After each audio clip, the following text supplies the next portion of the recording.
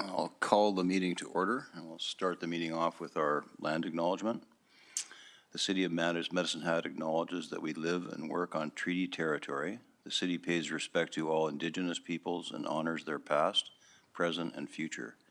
We recognize and respect their culture, heritage, and relationships to the land.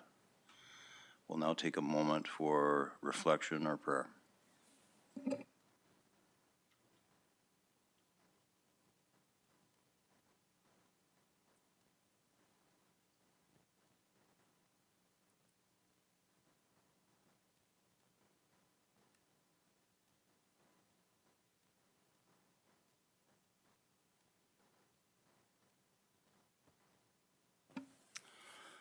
Okay, thank you. I want to welcome everybody here tonight. And I just want to remind and welcome everybody and remind everyone that those who wish to act disrespectfully or disrupt through their words or actions may be expelled from the meeting. So no applause, no speaking out, no acts of disruption or disrespectful or intimidating behavior. Should disruptions occur, recess will be called while security asks those demonstrating disrespect to leave. Thank you for that. And this is for Larry. Go Oilers. Okay, we'll start.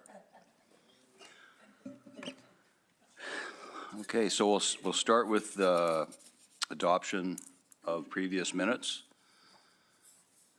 Does anybody have any amendments or records? So hearing no objections, council will adopt the minutes of the May the 6th, 2024 regular City Council meeting as presented. I didn't announce at the beginning for the record, this is a meeting of the 21st of May, 2024. So it's now on record. So now we'll move to council announcements. Does anybody have any announcements? Thank you. Councilor Hyder. Thank you, Councillor McGrogan, and through the chair. City Council approved a motion to direct City Administration to plan a video and statement for immediate distribution to the community. The video should involve all of the council to emphasize the importance of civility and respect as core values of the city. We deeply respect city staff and their mental health and physical safety as we, as elected officials, have not been able to ensure they have a safe workplace due to the abuse endured on social media and other forms of communication. Excuse me. These are not the values of the City of Medicine Hat and are negatively affecting the ability to recruit and retain talented people. We are very pleased to share this video tonight.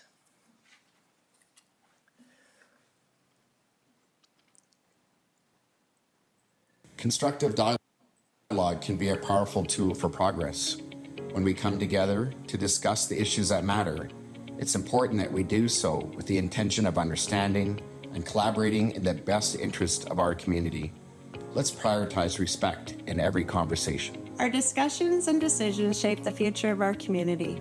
By engaging in informed, respectful, and constructive dialogue, we not only address our immediate challenges, but also lay the groundwork for our harmonious and thriving Medicine Hat.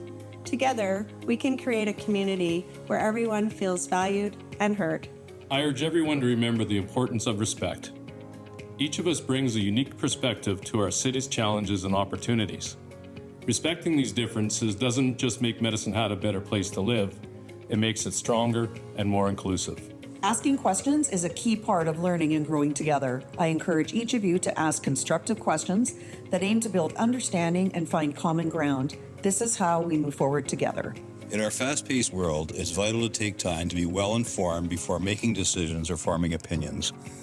Let's commit to understanding the full story and considering all aspects of an issue. This approach will lead to more effective and fair community solutions. Our city employees work hard every day to serve our community. It is essential that we treat them with the courtesy and dignity they deserve. Their dedication makes our city function, and they deserve our support and our respect. When disagreements arise, it's important to remember that criticism should be directed appropriately. Criticizing decisions is a part of any healthy democracy, but let's ensure our words target the decision makers and not those who are tasked with carrying out these decisions. Let's continue to engage in discussions that uplift and improve our city, ensuring it remains a place we're all proud to call home. Thank you for joining us in promoting civility and respect in our community. Your City Council is here to serve you, and together we can make a difference. Let's keep the conversation going, but do our best to keep it respectful. We are living in extraordinarily difficult times. The people are experiencing a lot of stress, members of the public, employees, and so in these difficult times, it's even more important for us to try and be kind and patient and understanding. And if each of us can do that, I know our community will be much stronger. Well, thank you to our comms team who put that together on behalf of council and our staff.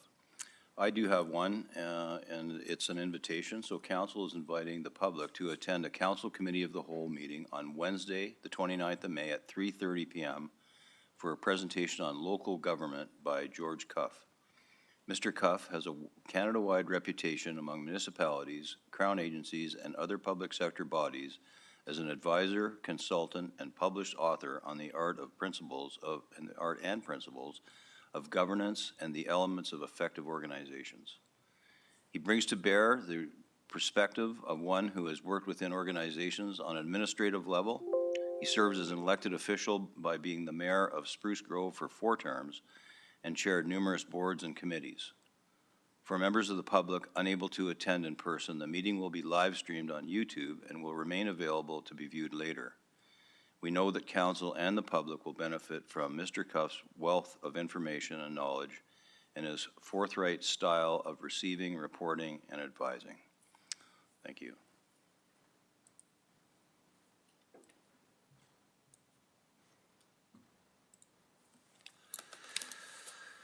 So now we will move on to the consent agenda. And I'm looking for a motion. So I ask that anyone that would like to pull any items from the consent agenda for discussion to do so now. I need a counselor to make a motion then. I move that council adopt the consent agenda items as presented. I will second that motion. Thank you. And we'll vote.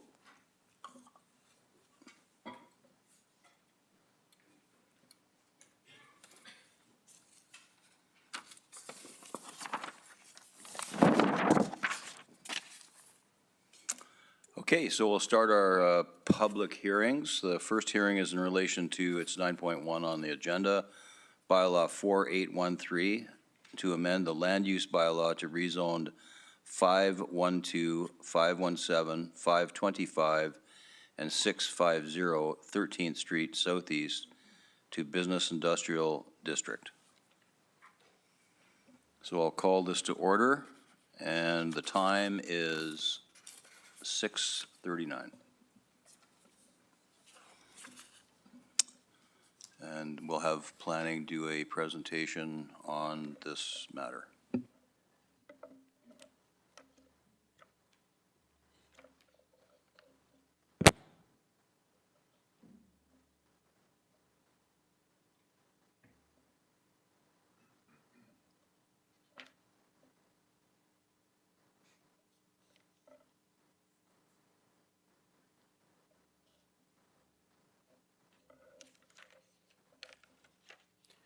Good evening. I'm Brad Irwin, a planner with Planning and Development Services, and I'll be giving the presentation for bylaw number 4813, the rezoning of 4 sites, 512, 517, 625, and 650 13th Street Southeast to Business Industrial.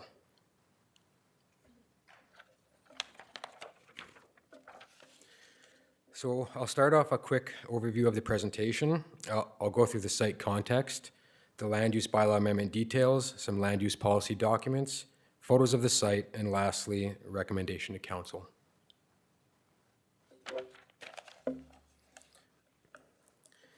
So the subject lands are located within the South Flats neighborhood and currently zoned mixed-use district.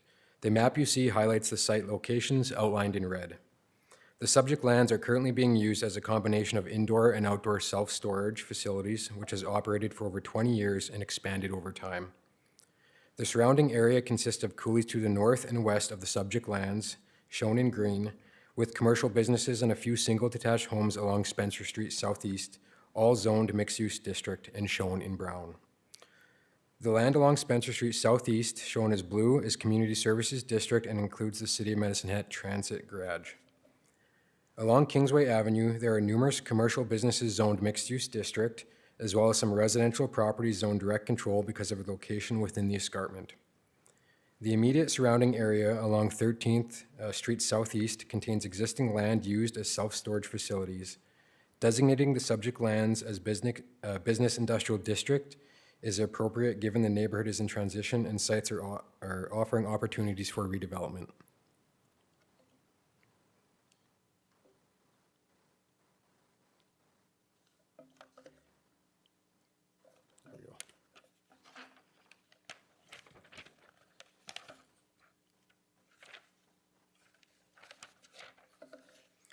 So next, I'll go through some land use bylaw amendment details.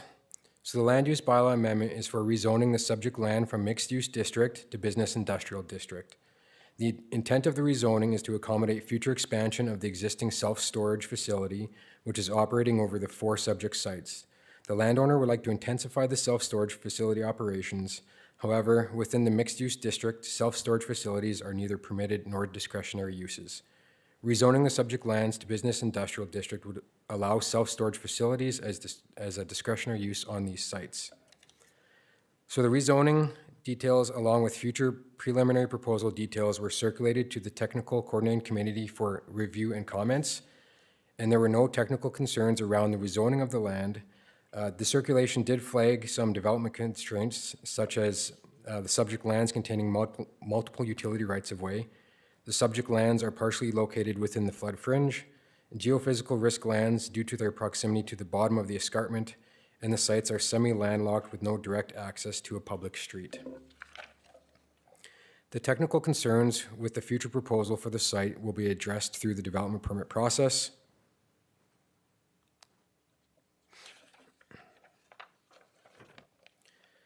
So the subject lands currently zoned mixed-use district would not allow intensification of the self-storage facility to occur. Zoning the site to business industrial to accommodate an industrial use is supported by Council's Strategic Priority 1.9, which states to actively pursue opportunities to remove obstacles to success, innovation, and incremental development while ensuring regulatory compliance. Rezoning the site allows the existing use to expand and further intensify this area. So this slide provides a brief overview of the financial impact a similar use could have on these sites.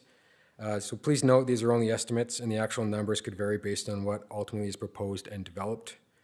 So pulling data from tax assessment on the city website, we can determine the assessed value of the subject sites. The value per hectare is determined by taking the assessed value of a site and dividing it by the site area. So the 3 subject sites, which have shipping containers and recreational vehicles stored on the site, currently have a value per hectare within a range of $800,000 to $1 million per hectare, which is fairly low in comparison to most properties. The subject site, which contains a building, has a value per hectare of $1.29 million. So estimated future value per hectare would likely be similar or slightly above the existing building on site and would have a marginal positive impact on the tax base in the long term.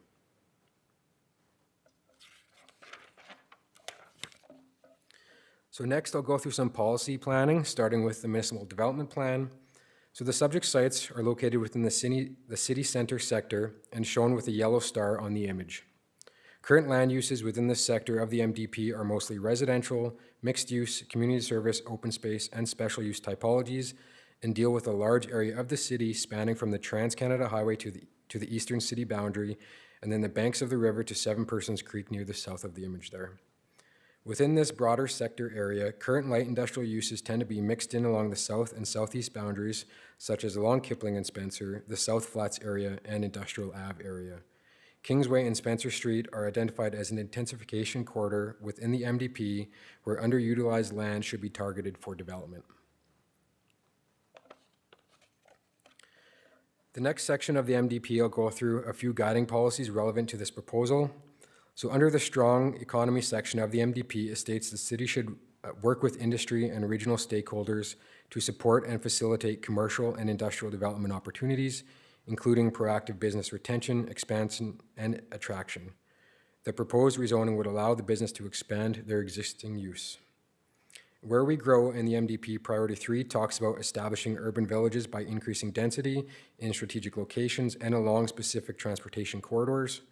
And Guiding Policy 1 states that strategic locations within the city should be transitioned into nodes of denser development, and intensification efforts should be focused on underutilized areas within these locations, such as surface parking lots. The subject sites are currently underutilized, and an effort is being made by the landowner to expand their use and develop these sites. And lastly, the MDP outlines the following on new life for old spaces, stating, a vacant, derelict, or underutilized site tends to have a negative impact on the surrounding area in several ways. It is likely to negatively affect the value of nearby properties and may discourage new development. It can also potentially attract vagrancy and criminal activity.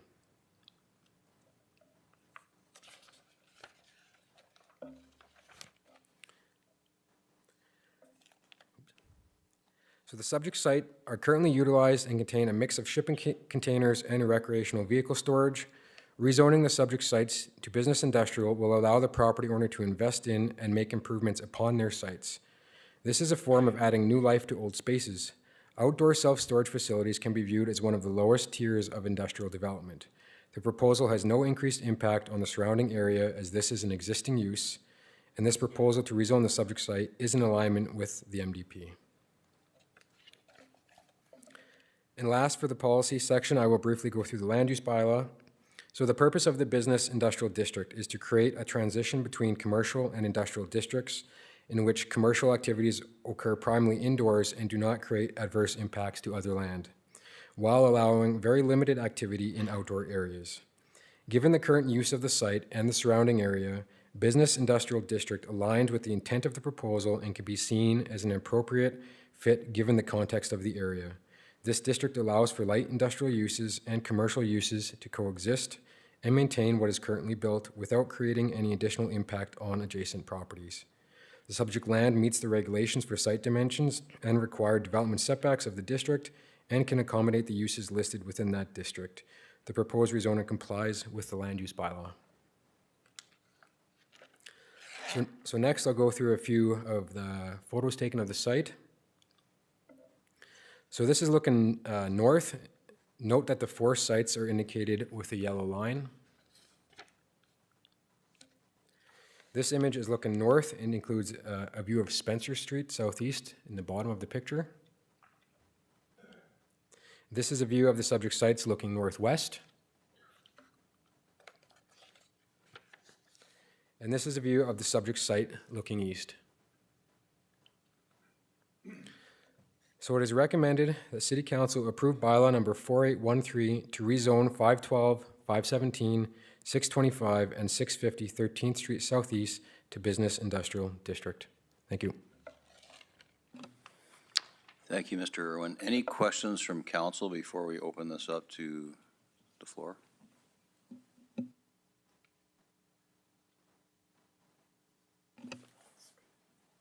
Great. Oh, Councillor Van Dyke. Go ahead. Thank you, through the chair. I just wanted to verify with Planner Irwin that impacts of intensification on the traffic in the area will be dealt with through the development process, correct? Not through the rezoning? Through the chair, that is correct. Okay, thank you. Councillor Knodel. Thank you, Councillor McGrogan. Through the chair, I'm just curious if you see, and I don't have all of the items from the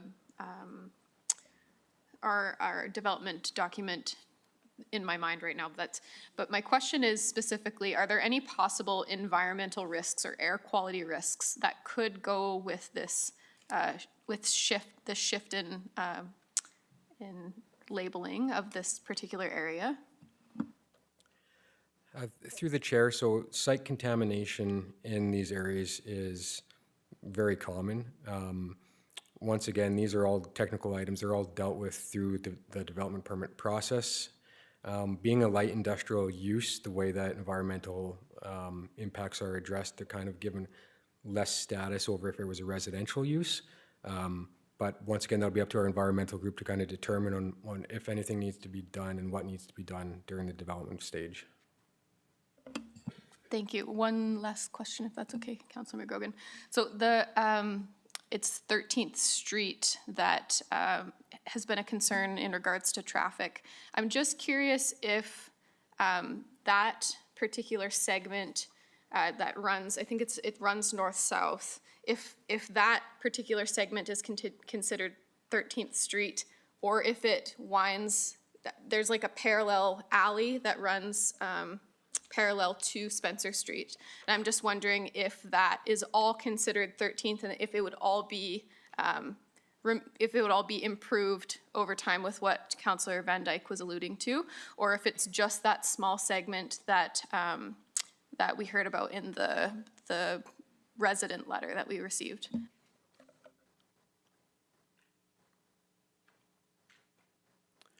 So through the chair, I believe the street you're referring to, I don't believe it goes all the way through what you're seeing on the site. I believe it stops somewhere near the entrance of one of the RV sites. I'd have to confirm that. I don't know exactly where, but depending on the exact proposal, there may be requirement to upgrade certain infrastructure, but that once again depends on the intensity of the proposal and the exact details of it.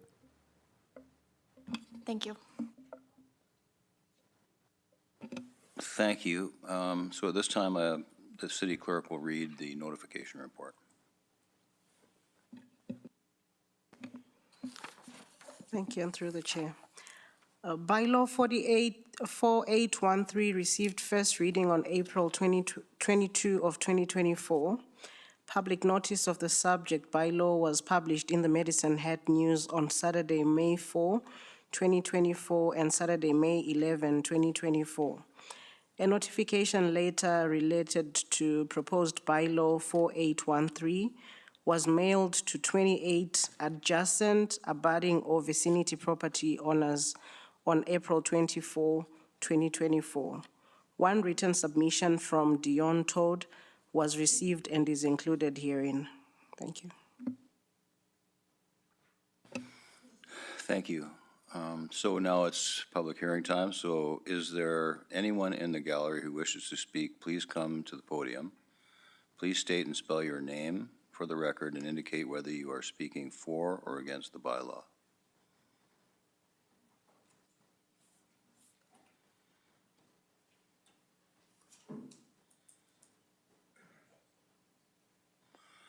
So come on down and just think, were you going to speak?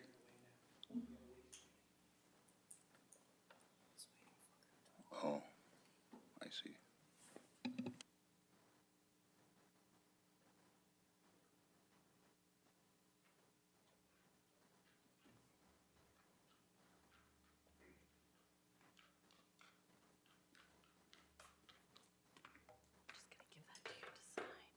Ooh, new form.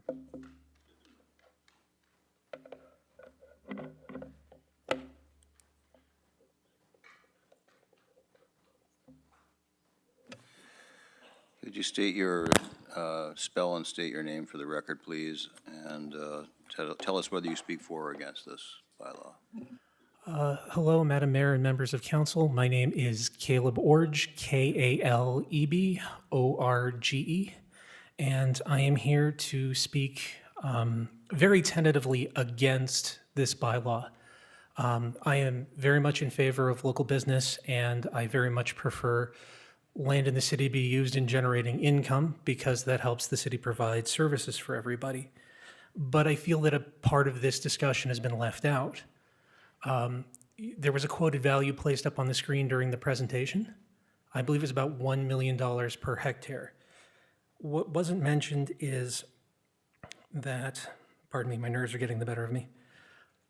What wasn't mentioned is that self-storage facilities are among some of the lowest value per hectare properties in Medicine Hat. And If this area were instead, say, given over to residential housing, someone please check my math. Based on the median value of housing properties per square foot in Medicine Hat, that same hectare would generate up to about $240 million in property value. That's why I'm very much in favor of expanding Medicine Hat's residential base and preserving mixed use, because generally speaking, housing or accessory housing is a valid use in mixed use spaces. The reason I'm only tentatively against this bylaw is because a quick check of Google Maps reveals that it would be 3.5 kilometers on foot to get to the nearest grocery store. And that would be a difficult walk for somebody if they decided to move to the city, especially if they wanted to move car-free. 13th Street already faces a lot of traffic. I personally have experienced a few near misses on that road. And I know that some people use that back alley as an alternative avenue. And increasing that area with housing, particularly automotive-centric housing, would also pose additional issues in traffic congestion. But in terms of a land value property, you guys are giving up, again, check my numbers, a 100-fold increase in potential revenue if somebody could build an apartment building there. Thank you. Is there anyone from planning that would like to respond to that?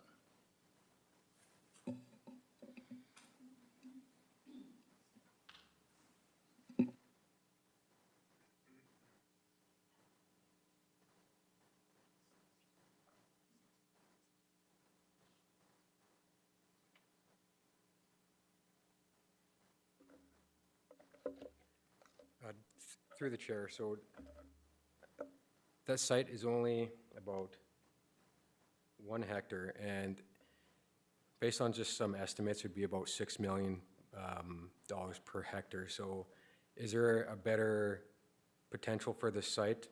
Absolutely. This is an existing use. This use is going to remain as is, and it's just looking to expand their business. So, you know, if we had control over this area, there may be a higher and best use for this site, but the landowner is proposing a land change to expand their business, and we're supporting that based on our policy and regulations. Thank you. And so just a question that I think most of us know the answer to, but if the owner decided to put residential there, he would just come back and apply for a land use change. Is that correct? Through the chair, that's correct. If he wishes to change his proposal, we would look into that and review it once again. Thank you.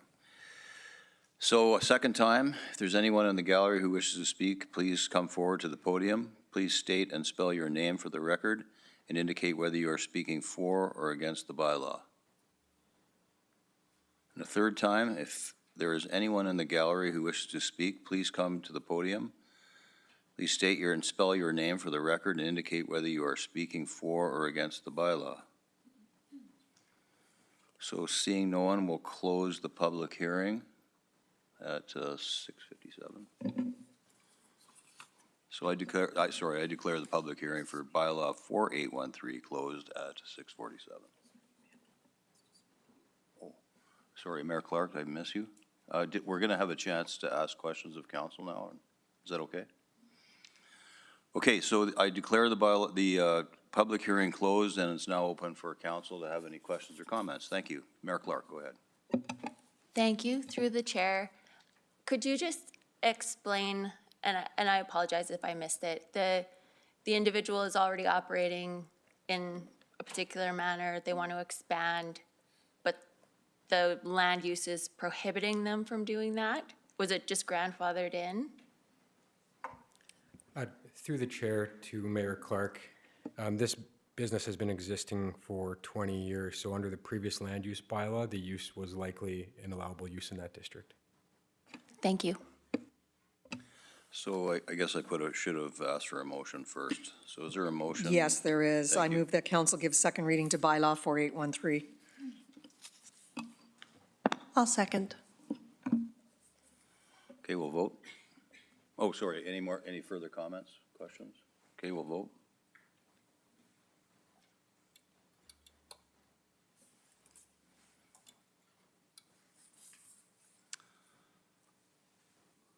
And that is unanimous.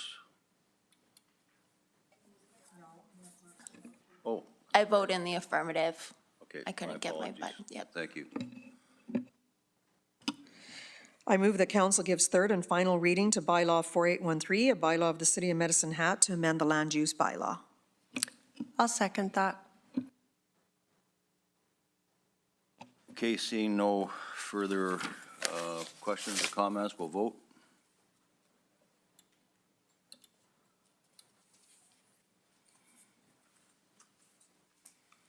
And that's unanimous.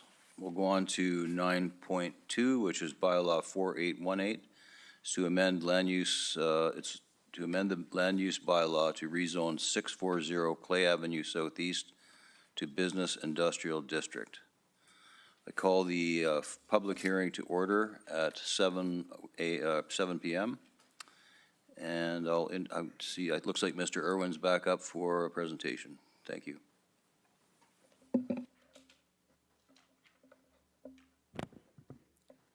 Hello again. This is my second presentation this evening. I'll be presenting bylaw number 4818, a land use bylaw amendment to rezone 640 Clay Ave Southeast to Business Industrial District. So the presentation will be structured the same as the previous one, as seen on this slide. I'll also note that the information in this presentation will be similar to the previous one, as the rezonings are in the same sections of the MDP and are proposed for similar reasons, and that's to expand the existing business. So we'll start with some site context. So looking a bit of the site is vacant and has never been developed. It is located within the established River Flats neighborhood and falls within the River Flats Area Redevelopment Plan, the South Flats Area Redevelopment Plan, and the River Flats overlay within the land use bylaw. The maps you see here highlight its location. The immediate surrounding area consists predominantly of industrial operations, with CP railway lines directly south of the site within the direct control district. There are some mixed-use district sites located north of the site, with uses such as the self-storage facility on the west, and to the north, a commercial building currently operated as Top Hat Bingo, as well as a small vacant site. There are also some single-family homes and Elm Street School located further north of the site. The east of the site is zoned Historic Clay District with an existing industrial operations use, and more specifically, the Plainsman Clays Limited. The subject site is identified in the listing of historic resources, which is a tool to assist in determining if a proposal project might affect historic resources. The highest level of protection is a historic resource value of 1, and the subject site has the lowest value on the listing of 5.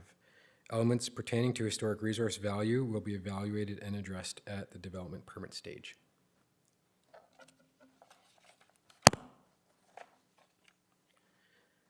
So the land use bylaw amendment is for rezoning the subject site from Historic Clay District to Business Industrial District.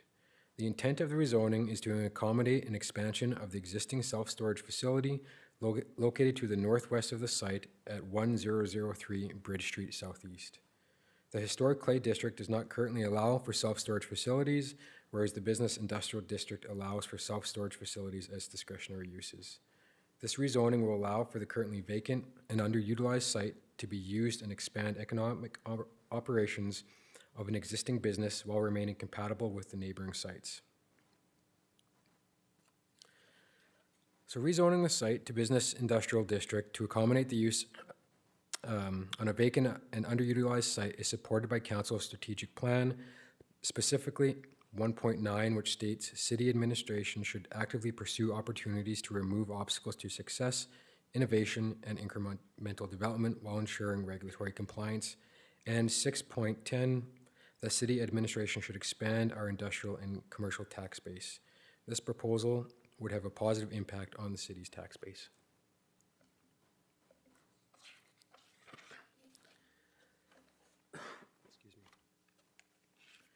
So this slide provides a brief overview of the financial impact that similar uses could have on this site. Please note once again, these are only estimates and the actual numbers could vary significantly based on what is ultimately proposed and developed. So future development of this site would have a positive impact on the tax base in the long term. The impact to the tax base will be determined by the type of development proposal received for the site. Pulling data from the tax assessment on the city website, the vacant site is currently assessed at approximately $36,000 per hectare, or $36,000, which is a value per hectare of $0.07 million per hectare. The value of similar uses in the city ranges from $0.3 million per hectare to $2.2 million per hectare. The most comparable value is the currently operating self-storage facility at 1003 Bridge Street Southeast. That is the one proposing the expansion on the site, which is valued at $1.97 million per hectare. This proposed use on the site will contribute to a positive impact to the tax base long term. Next, I'll go through some policy, starting with the MDP. The site is located within the city center sector, and the location of the subject site is indicated with the star on the map. Typologies which typically apply to this sector include natural and open space, general urban, urban villages and corridors, urban core, and special use. Within the city center sector, this site is identified adjacent to the special use typologies such as the railway marshal yard and the historic clay district. Due to the proximity of the site to the railway, it would also fall in the special use typology in the urban transect model. The special use typology is characterized by land that do not really readily fit into broad use categories. Other special use typologies are also located to the east and west of the subject site. The proposal aligns with the sector-based approach of the MDP.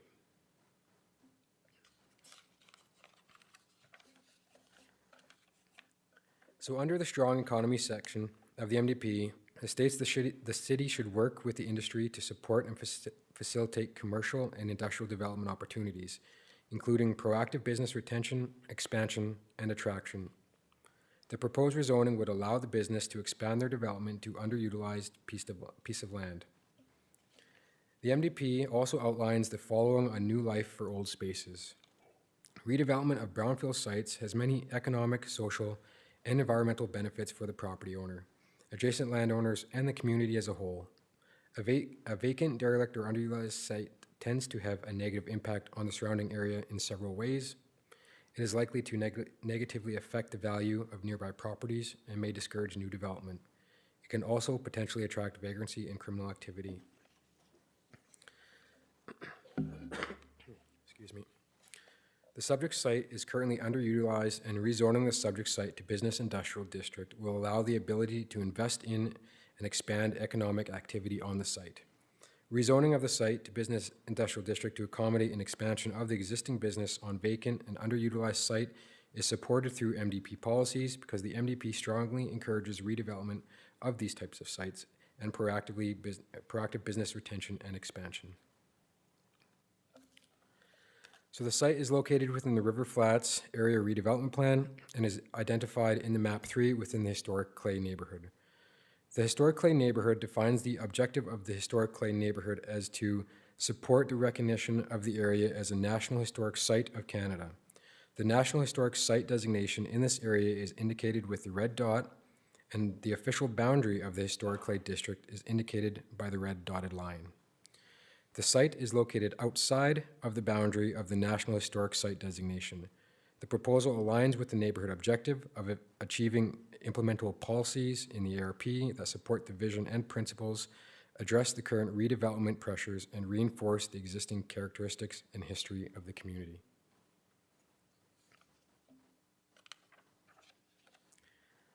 So the location of the subject site is in the area, the Historic Clay District of the River Flats ARP, but does not hold any unique heritage or tourism value. Due to the age of this area, it was initially developed out according to the South Flats ARP and took on an industrial context. The River Flats ARP speaks to a broader area in regard to Historic Clay District's vision. Although that proposal does not align with the River Flats ARP, given the location of the subject site, the rezoning from Historic Clay District to Business Industrial District is consistent with the River Flat ARP's vision to support the heritage of qualities of the area and in alignment with the MDP. And as per Section 638 of the MGA, when there are conflicting principles and policies in an ARP and MDP, the MDP shall prevail. So to close out this section of the presentation, I will briefly go through alignment with the land use bylaw. The purpose of the business industrial district is to create a transition area between commercial and industrial districts in which commercial activities occur primarily indoors and do not create adverse impacts to other lands, while allowing for limited activity in outdoor areas. The subject site meets the required site dimensions to accommodate the rezoning to business industrial district, and the proposed rezoning complies with the land use bylaw and is an appropriate district within the area and the proposed use. So the next few slides, I'll go through some pictures. So this is an aerial view of the site indicating the site boundaries. You can see the CP rail to the south. This is a view looking north of the site. This is a view looking east towards Plainsman Clay Limited. This is looking south towards CP Rail. And this is looking west towards the self-storage facility that is looking to expand the operations onto this site. So it is recommended that City Council approve bylaw number 4818 to rezone 640 Clay Ave Southeast to Business Industrial District. Thank you. Thank you, Mr. Irwin. Does anybody have questions of Mr. Irwin regarding the presentation? I see Councillor Knodel. Thank you, Councillor McGrogan. Through the chair, so I have 3 questions. I'll ask them all at once, then if you forget any, you can ask me. So I'm just curious, who is the current owner of this parcel of land? Plainsman Clay is booming at this point in time and is going through an expansion this spring. Has there been any consultation if they are interested in this parcel assuming that we are the current owner, but I don't think that's the case. And then would this space be utilized solely for CCANs?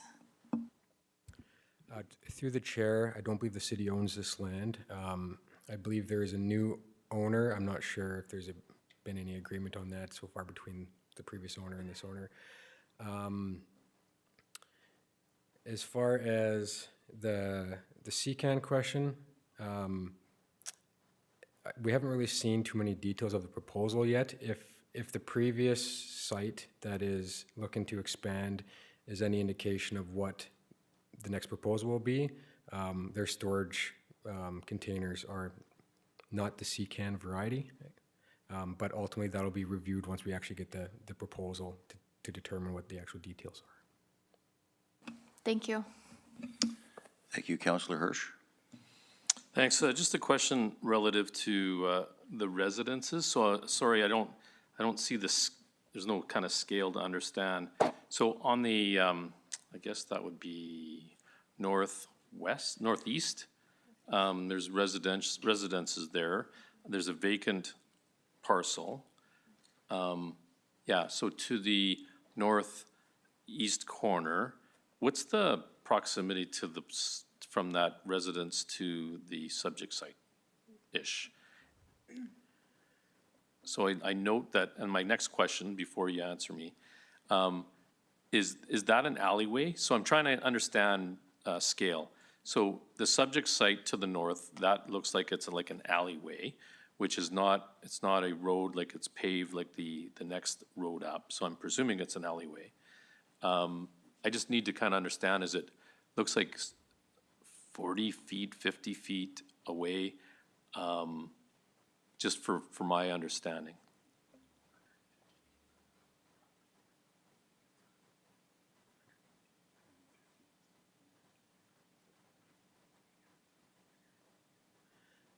Through the chair to Councillor Hirsch, so our mapping shows that is approximately 120 feet from that northeast parcel, and then the low density just to the north of the vacant was about 150 feet.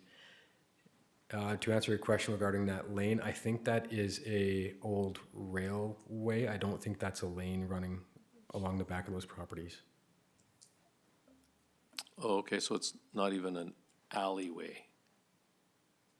And I'm sorry, it's just really hard to see because, and I don't necessarily note that there's any railway tracks there. It's just these. Those are 2 old tracks. In the bingo hall. Darren's talking the other side. No, yeah, the other side. That's where it says vacant. Through the chair, it is an old spur line that runs along the north side of the site. Okay. Basically between the Top Hat Bingo and the subject site. Okay, so I guess the question becomes, that's not for vehicular traffic then, is that fair? No?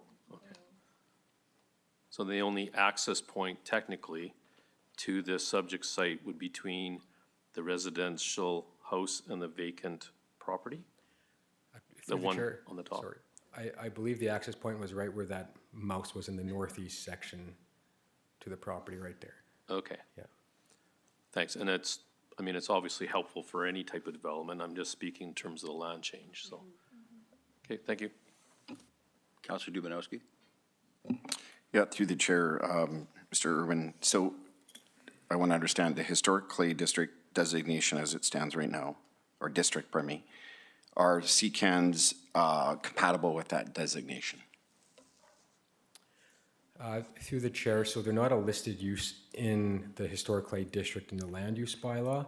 The historic clay neighborhood in the ARP, when we look at the overall site context of more of a industrial use, light industrial use, yes, this self-storage would be compatible with that area. But the intent of the rezoning is to ensure that the land use bylaw can accommodate that proposal, I guess, if that answers your question. I admit I'm confused. So to me, I mean, yes or no, I guess, or permitted. Are CCANs permitted under a historical district designation? If they are, that doesn't necessarily negate the applicant's desire to change it, but because I do know that there are approximately 17 CCANs on that property. I'm assuming they weren't put there for staging purposes. So I'm curious around the compatibility under the current zoning and the new the requested zoning change. So through the chair, I'll try to provide some clarity. There's, I guess, three different aspects to this historic clay. So the National Historic Clay designation was a national designation. If I could get this to work and go back to the slide. So the purple area that you see is the historic clay neighborhood in the area redevelopment plan. That is different than the land use bylaw zone, which is historic clay district. And that's what we're doing today is attempting to change that to business industrial. So the historic clay neighborhood will remain as you see in the ARP. The historic clay national designated site will remain as you see as the dotted line, and this site is outside of that designation, still within the historic clay neighborhood of the ARP, but we're looking to just change the land use district from the land use bylaw. I'll have more comments after the after this hearing is concluded, but thank you for answering that. Mayor Clark. Thank you. I'm just going to review the questions that were sent in because I'm sure you can shed some light on the answers. My mic is so far away. So an individual wrote in kind of concerned about what efforts would be made to protect the historical and residential integrity of that area. Will the rezoning specify permanent structures similar to those which exist on Bridge Street, or will the storage structures be CCANs? So I'm not sure if you're able to answer that one. How much additional lighting will be required for the facility? As it is, there is already a significant number of streetlights on these blocks, so maybe some light pollution issues. Will there be privacy screens around any fencing to detract from the industrial look of the neighborhood, especially if it's maybe more of like a unsightly or really industrial look like CCANs or something like that? And what impact will rezoning from historical to business industrial have on the value of homes in the Clay Avenue and on Clay Avenue and Steel Street? I'm not sure if you can answer all of those questions, but if you wouldn't mind sharing your thoughts on as much of that as you can. Thank you. Sure. Through the chair to Mayor Clark. So there's been no application yet for this site, and rezonings we don't address the technical issues at this point. This site, once a proposal comes in, will go through the development process where the submitted drawings will be circulated to the technical coordinating committee. We'll review everything from lights, from impact on adjacent properties. We'll also go through the public engagement or public engagement guidelines set by council to ensure that the sign is posted on site for this. Public has a chance to comment and provide feedback, and we consider those for the review as well. So those are all done as part of the development permit review. As for the impact on adjacent properties, so vacant and underutilized sites tend to have negative impacts. So redevelopment, from a policy perspective, tends to show that property values can increase, especially in areas like this where you may not see that much development. There's a lot of constraints. So from the policy perspective, yes, this will be positive for the neighborhood and the community. Can I ask a follow-up, Chairman Grogan? Go ahead.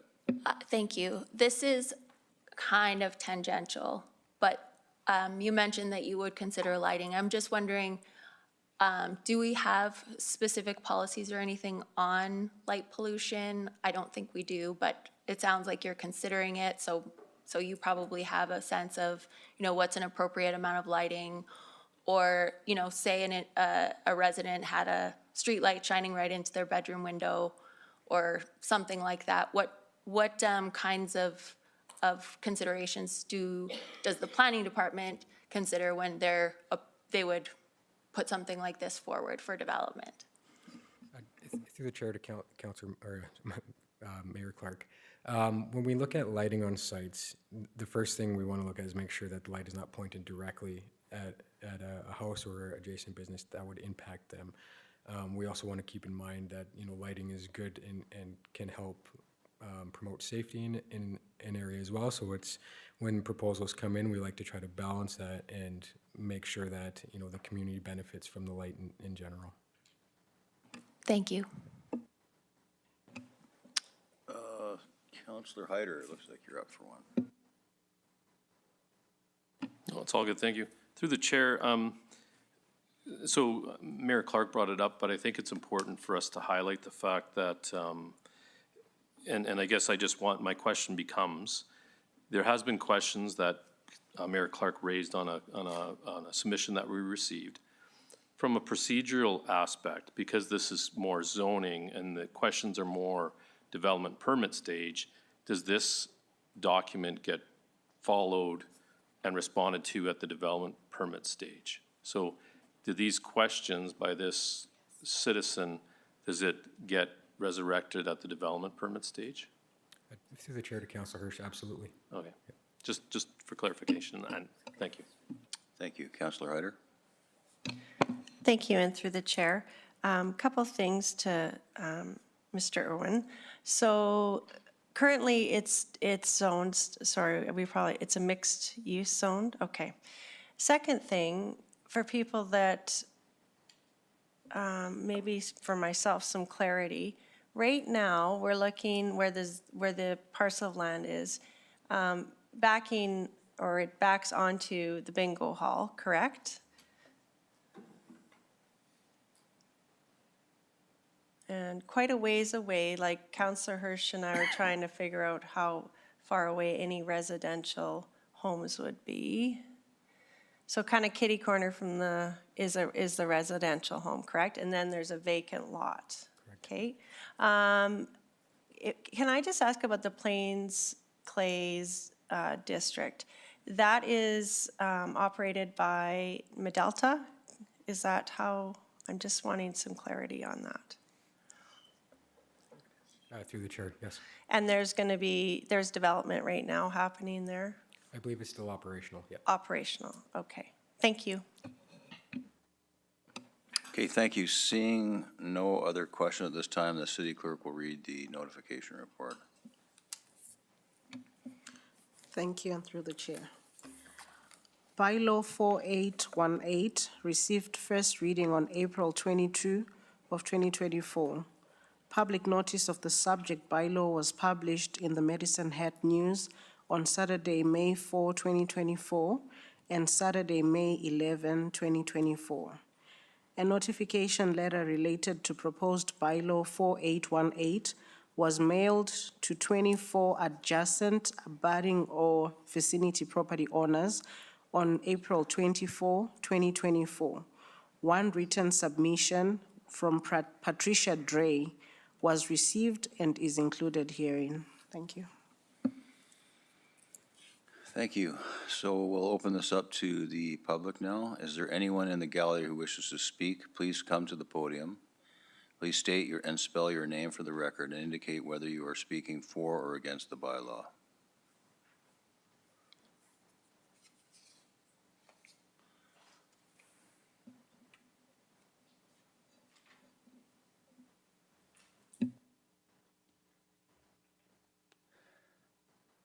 Hello again, Caleb Orge again. I am here to speak in favor of this particular bylaw.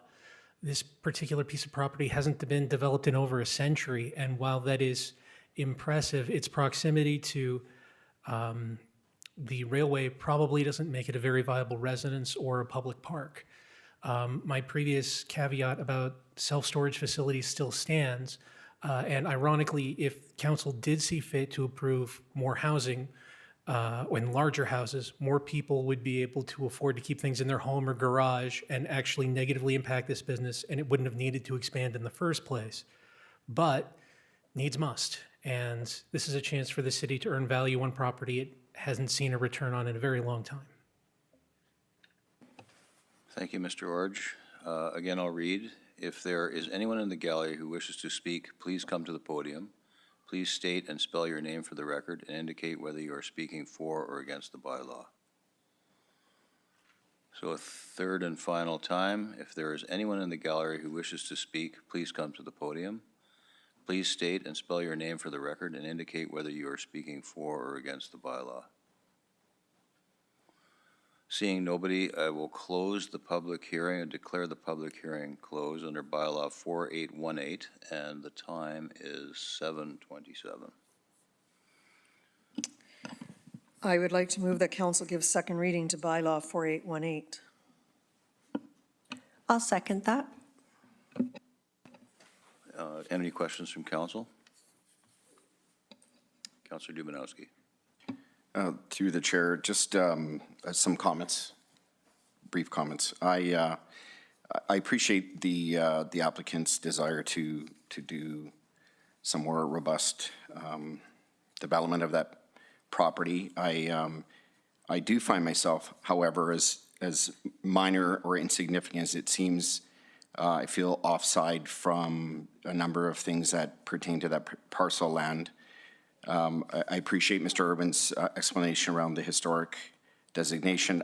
My worry is the preservation of these kinds of districts or areas are limited by decisions like this. Even though they seem insignificant and it involves a piece of land that may not be developed in some meaningful historic fashion for decades to come, the moment we carve out, I'll use that word, or erode the integrity of an area that's been defined as such, we give permission for future councils and future applicants to carve out. And so it is also incompatible currently with the River Flats ARP. I do appreciate the background information there that the River Flats area redevelopment plan is a few years old and therefore may have conflicting principles. I actually disagree with that comment. I respect it, but I disagree with it. I think the River Flats redevelopment plan was put in place with the intentionality that it speaks to, and the suggestion that it's a few years old and therefore no longer compatible or conflicts with the principles of the current zoning proposal, I disagree with. I guess I'll leave it at that. I'm concerned about access issues, egress issues. I mean, there's really one small corridor there. Proximity to residents. Everybody's home is their castle, regardless of where it is, the price of it, 1 story, 3 stories. This is somebody's domain, and the proximity of a proposed expansion of a CCAN would be unbearable, in my opinion, to have immediately in my backyard if I were a resident. I'm worried about safety and privacy concerns, even though increased traffic to some extent may mitigate that. I would imagine, and I don't know for certain, that CCANs are targeted venture for some people. We'll leave it at that. I think you can read between the lines. And so that kind of hidden, adjacent CCAN development in that area may actually attract unsavory characters to the area. And I agree with Mayor Clark's comment around light pollution. And I also agree that light can enhance safety and be desirable. But we know what kind of lighting these facilities involve, and that lighting would not, again, be favorable if I were a resident in that area. So for all those reasons, I will not be supporting the zoning change. Mayor Clark. Thank you. It's a question following up on Councillor Dumanowski's comments. What would make this parcel unique or special that would justify it not being included in the historic clay district, but the remainder of the historic clay district, the integrity of that designation would be maintained? So my understanding of historic clay district is it's cultural things and entertainment, artistic pursuits. There's some discretionary uses of that are, clay uses or things like that. So is there a reason that this particular parcel is not compatible with that use other than that someone wants to develop it? Because I do take the point, in order to have a historic clay district, we have to protect the historic clay district. And this is a bit of an encroachment on that, but given the shape and size, location of the parcel, could you expand on that a little bit? Sure, through the chair to Mayor Clark. So if I understand your question, you're asking if this site or this proposal to rezone the site, if it's compatible with the entire historic clay neighborhood of the ARP. Is that what we're? Sorry. Councillor Dumanowski's concern is that we have to protect the integrity of the historic clay district. If we don't do that, we'll lose it, basically. So this is a slight encroachment into that district. And I'm just wondering if there's something about this parcel that makes it sort of incompatible or an easy encroachment, like, well, there's no chance that the historic clay district types of facilities would go there because of its shape and size, or why should we be comforted that this is not just going to be the first of many encroachments into the historic clay district? Does that make more sense? Yes, thank you. Thank you. Through the chair to Mayor Clark. So if a proposal came forward to for one of the uses within the historic clay district in the land use bylaw, we would also review that accordingly. Those could also have impacts on adjacent properties as well. The business industrial district is an industrial district that can support light industrial uses, commercial uses, similar to what historic clay could have potentially in it. Looking at the overall context of the entire area, I guess this area is, been attempting to transition into what the ARP has been showing for, the last 10 plus years. It doesn't seem like there's been much movement in transitioning this into a cultural and tourism area, but we would still be open to accommodating any of those uses still on this site. I will note that I believe in the next land use bylaw as a historic clay district may be disappearing as an actual land use district, but that doesn't mean that the policies within the ARP still won't kind of help regulate and help design the area to achieve what's in that ARP. And I'd also like to address Councillor Dumanowski's ARP in alignment thing. It's correct, it does not align with the ARP. It aligns with the policies within the municipal development plan that allow us to look into accommodating these on this types of site. And when it comes to policy hierarchy in the MGA, the MDP will prevail over an ARP. So I just wanted to kind of clarify that point. But in this long-winded response, I hope I answered some of your question anyways. Thank you. And I noticed that Robert stood up with laptop in hand, so maybe he has. Mr. Sissons? Through the chair, I think Brad touched on it at the very end. The MGA was amended recently to specify that when there are conflicts between plans within the hierarchy, that the superior plan does prevail specifically for this reason, so that administrations and councils have some clear direction on which way to proceed. And I will note that the historic clay, the designated National Historic Clay District, as outlined in the dotted red, is not impacted by this site. This site is outside of that. So it's simply what we're talking about is a parcel on the very edge of that, which abuts some of the clay pits of Plainsman, which is much further to the east. So it is somewhat separated from some of the actual historical buildings that were within that district. Thank you. Councillor Knodel. Thank you, Councillor McGrogan. No, I was holding space for two different perspectives. One that kind of mirrors Councillor Dumanowski's in that I would have more comfort if we had a letter of approval or something along that line from the Friends of Medelta. But then on the other side, I'm noticing things such as what appears to be a housing property on the corner of Clay and Steele Street is actually a garage of some sort or some sort of warehouse. And so that gives me comfort knowing that the corner of this property abuts something that isn't actually a residential property. So that's comforting to me. And also hearing now that it is outside of the historic Clay designated space. So I think that again, entertaining both perspectives, knowing that we aren't taking away something that exists currently in the sense of protection, that it is something that I can vote in favor of. Thank you. Councillor Sharps?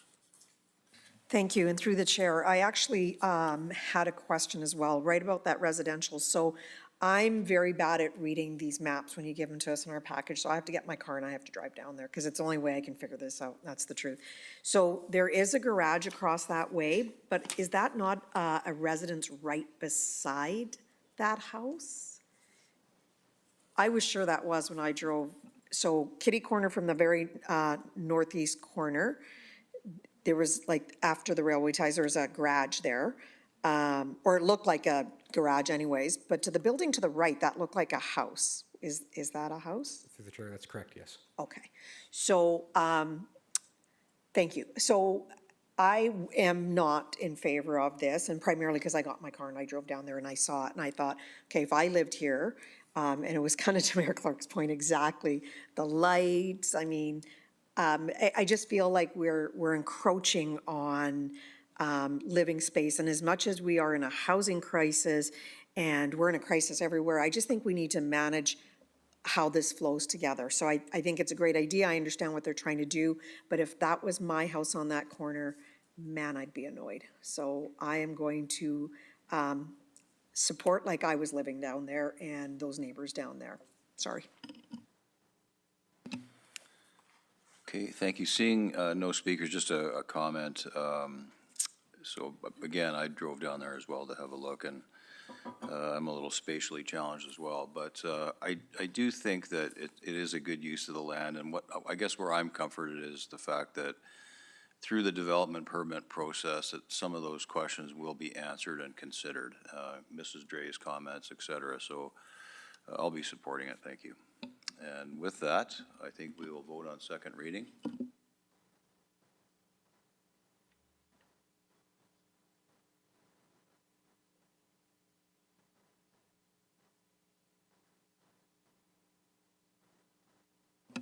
So it looks like we have a majority, so we'll move on to the next reading.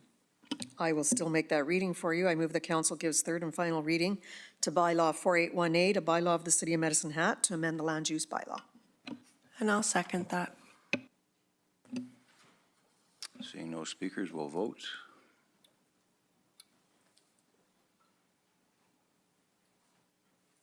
And with the same result, majority in favor. Thank you. We'll move on. Thank you to the Planning Department for your presentation and your time to answer the questions. So we'll move on to 10.1, which is new business. We have Clean Energy Improvement Program funding, and the sponsor is Corporate Services. City Manager, did you want to introduce this? Yes, I will turn this over to Managing Director Egert, and he'll give a highlight overview and background. Thank you. Thank you, City Manager, and through the chair. This item before you is requesting a budget amendment for the loan amount that was estimated last year. I'll just go back for a second and provide a little bit of a roadmap or history of how we got here. 2 years ago in March or April of 2022, so 2 years ago, we had presented to council a concept of a clean energy improvement program, or CEIP, CEIP. It is essentially a financing program designed to make residential and non-residential energy efficient and renewable energy upgrades. So that's more accessible for property owners in our city. Several objectives at the time to support reduction of carbon emissions, to deliver on reducing energy bill costs, and also we believe that it would add to local job creation and local economic growth. So at the time, 2 years ago, we had presented the program. We had at the time indicated to council we would be coming back at several stages. So one of those stages was now 1 year ago on April 2023. At that time, council had approved a clean energy improvement tax bylaw, number 4708. And that tax bylaw authorized the city to pursue the clean energy improvement program, but also borrow up to an amount of $6 million to fund the first 4 years of the program. So as you, at the time when we had presented that, we did not know for certainty what the program cost and related split of funding sources would be. And that is the reason for coming back today to council. Today, we are asking a budget amendment of the various components of our funding sources. So the external loan, originally at 4.8 million, is now 3.6 million. The internal loan, 1.2 million, is now revised to just over 1.3 million. And then the grant funding, which is, we didn't know at the time, has now been approved at 1.8 million. We are, however, looking forward to working with our partner to make a formal announcement of this program, tentatively scheduled for late June. And so that's when more details would be announced, pending everyone's calendar and timing, but it's tentatively booked for June. And that's all. Thank you. Thank you. I'll entertain a motion in relation to this. Through the chair, I move that council approves the following changes to the funding for the Clean Energy Improvement Program, CEIP. External loan financing reduction from $4,800,000 to $3,618,912 from an external funding partner that must remain confidential until a formal announcement can be made. Internal loan increase from $1,200,000 to $1,356,491 from the operating reserve and grant funding of $1,807,052 from the same external funding partner to cover all operating costs for the program. A major operating expense, MOE, will be created to track these costs. I will second that motion. Okay, any questions or comments? Councillor Sharps. Thank you. Through the chair. I just had a question. So I noticed, so we have a reduction in the finance from 4.8 to 3.16, an increase in the loan and grant funding. So why is it that our internal loan is up if everything else is done and we had grant funding? So through the chair, the application that we had made, we were trying to maximize the external loan and maximize the grant funds. Based on the application we made, these are the numbers that came back. So we underestimated by 356, is that correct on the initial? So we took the best assumptions we had a year ago. Okay. With the council approval of up to 6 million. Now we have the exact numbers, and so that's the reason for these. Did we have the grant funding last time? No. Okay.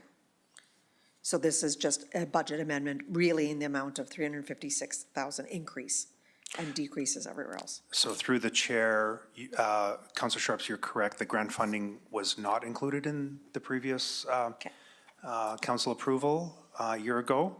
The 1.8 now is included, and that is great news for the community. Yeah, understood. I just wanted to make sure I had those numbers in the right places. Thank you. Councillor Dubanowski. Yeah, through the chair, I'm obviously we're familiar with this this item before us. I think what we're adjusting here are the amounts. I will make the observation that the explanation that the managing director gave makes sense. It's unfortunate that it has tracked down, or our projection was a little bit more was more desirable from my standpoint. I'd like to see, I'm curious how this will work out. I know at the onset of this, we had drawn some comparisons to other municipalities where the uptake was considerable, and this really has the opportunity to be something pretty incredible for a lot of people who might otherwise not be able to or not consider doing something. So in the environment, literally and figuratively, of trying to make environmental improvements, that this is aligned very well with that. I'm curious what our first year will look like. I think I read 70 applicants approximately per year.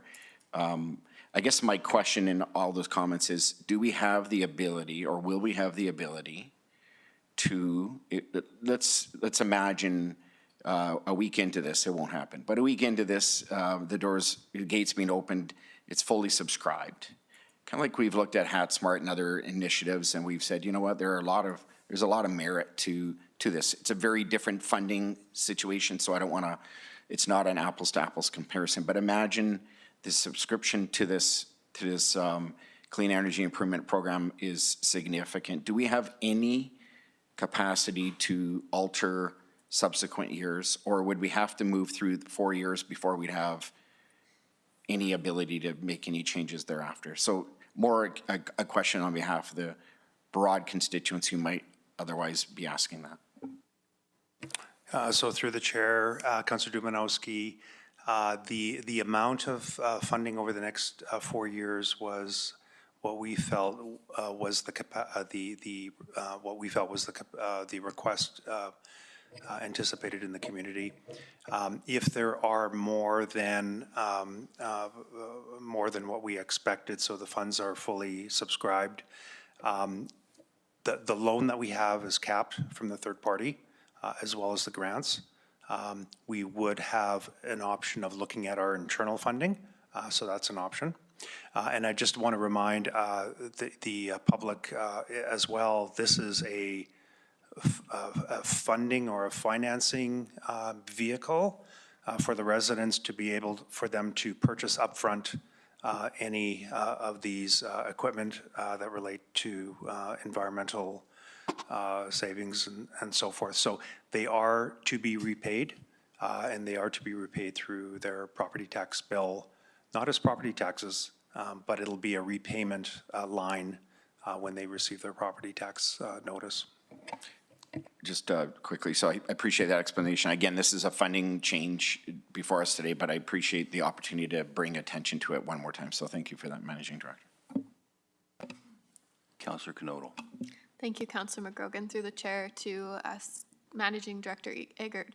For those residents, or for those that own property in the community and have a property tax payment arrangement through their mortgage provider, will it be seamlessly integrated through their mortgage provider, allowing them to make repayments just the same as they make property tax payments? That's my first question, and then I'll just stop there, and then I'll have to ask my second one.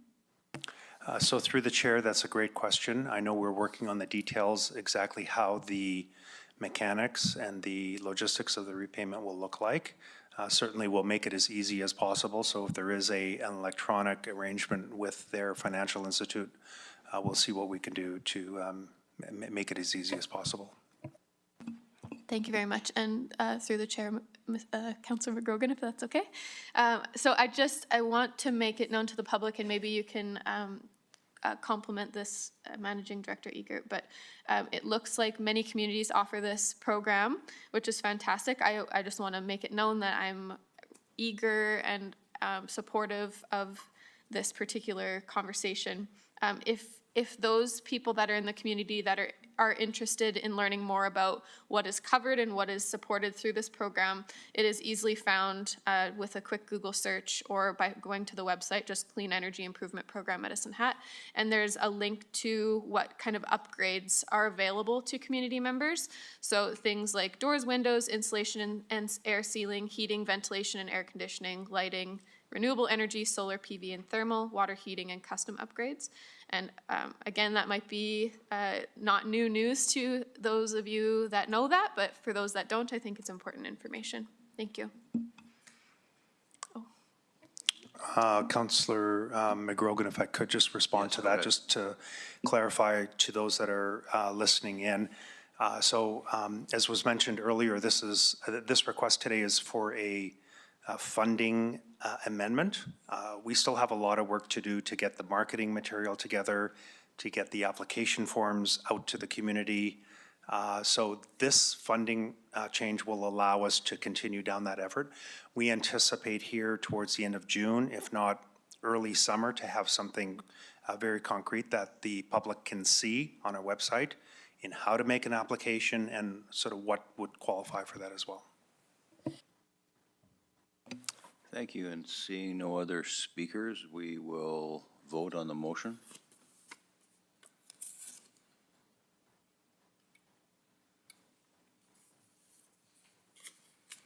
That's passed unanimously. We'll move on to 10.2, which is relocation of emergency management, and the sponsor is Public Services.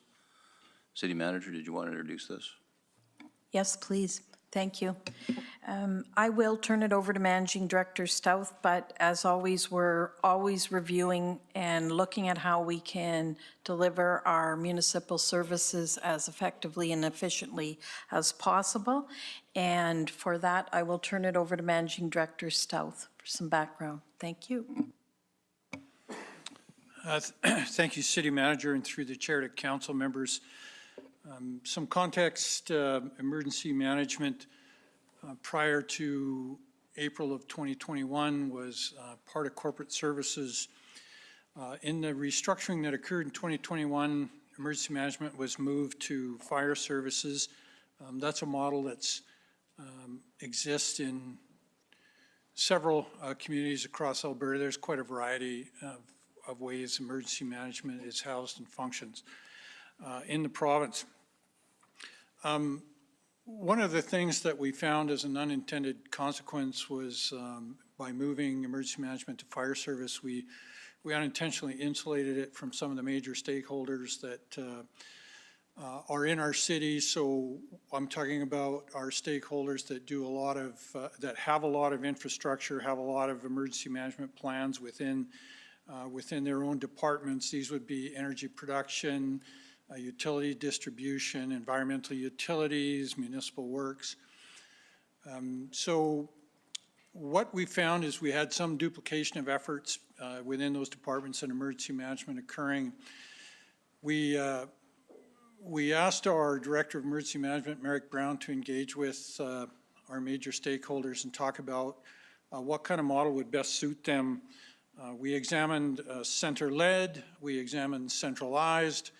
The wish of the stakeholders in the city departments was to have a center-led emergency management function. So as part of our continuous improvement, as our city manager said, we took a look at where's the best place to house this and have it function in that capacity. And Chief Eakins engaged with Director Koken from People Services and with our Director of Emergency Management, and talked about moving to People Services to be a corporate style delivery, utilizing the services of our safety specialists embedded in our major stakeholders departments, just to help streamline and clarify the functions of emergency management. We're proud of the work that's been done by our emergency management folks. I've done a great job in preparing the city and guiding the city through a number of events. And as I said, and as the city manager said, this is really a continuous improvement thing. We believe we can make even more improvements having this center led through People Services. So that's the recommendation that's in front of you today. Happy to answer any questions.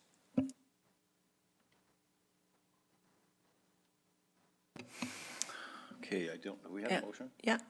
I move that council approves the relocation of emergency management to People Services to form part of corporate safety, utilizing safety specialists to support a center-led model for emergency management within the organization.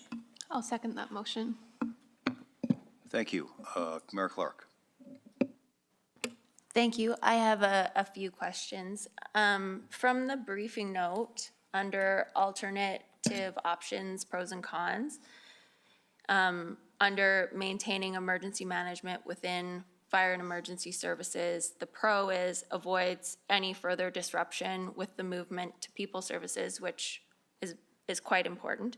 And then a con removes the ability to leverage the embedded personnel support provided by People Services. So one question would be, what does that mean? What does the embedded personnel support? Who would that be? What would that look like? And then under the second alternative, it says recruit additional emergency management personnel. And the pro provides greater support to the individual departments. Con requires an increased ongoing operating budget for additional salaries, wages, and benefits. But I didn't really understand anywhere else in the briefing note that they were understaffed or not capable of performing their responsibilities within the current employee complement. So those are my first two questions, and I have one more. Managing Director Stouth. Through the chair to Mayor Clark, regarding your first question, the embedded personnel support refers to the safety specialists that work in People Services as outlined in the recommendation. Number two, the other option that was discussed with the major stakeholders was a centralized service for emergency management. And a recommendation from our Director of Emergency Management is if we were going to go that route, we would need an additional 1 or 2 FTEs to handle the work that's occurring part-time in those major stakeholder departments. So their preference was to go center-led, not centralized. Thank you. So I did hear you say, and it does say in the briefing note about safety personnel. What I'm not real clear on is what the overlap between our emergency management services, which are responding to floods and other natural disasters, and our corporate safety individuals. So some clarity around that would be helpful, like what is being duplicated right now? And then what was the reason for moving fire and the emergency management to fire and emergency services in 2021? What added value was proposed that justified that decision to move them at that time? Through the chair to Mayor Clark, the decision in 2021 was predicated by desire to try a different model. At that time, the Director of Emergency Management was also the Director of Health and Safety, and that department was effectively split. Emergency Management came to Fire Services. As I mentioned, it is a model that exists in some jurisdictions throughout the province, and we tried it. It isn't that it was ineffective, but we think there's a better way, and hence the recommendation in front of you. And you wanted to know what duplication of services is occurring. So we had, in a number of cases, we had tabletop and functional exercises being planned both by emergency management and within the major stakeholder departments. And those were actually discovered by accident.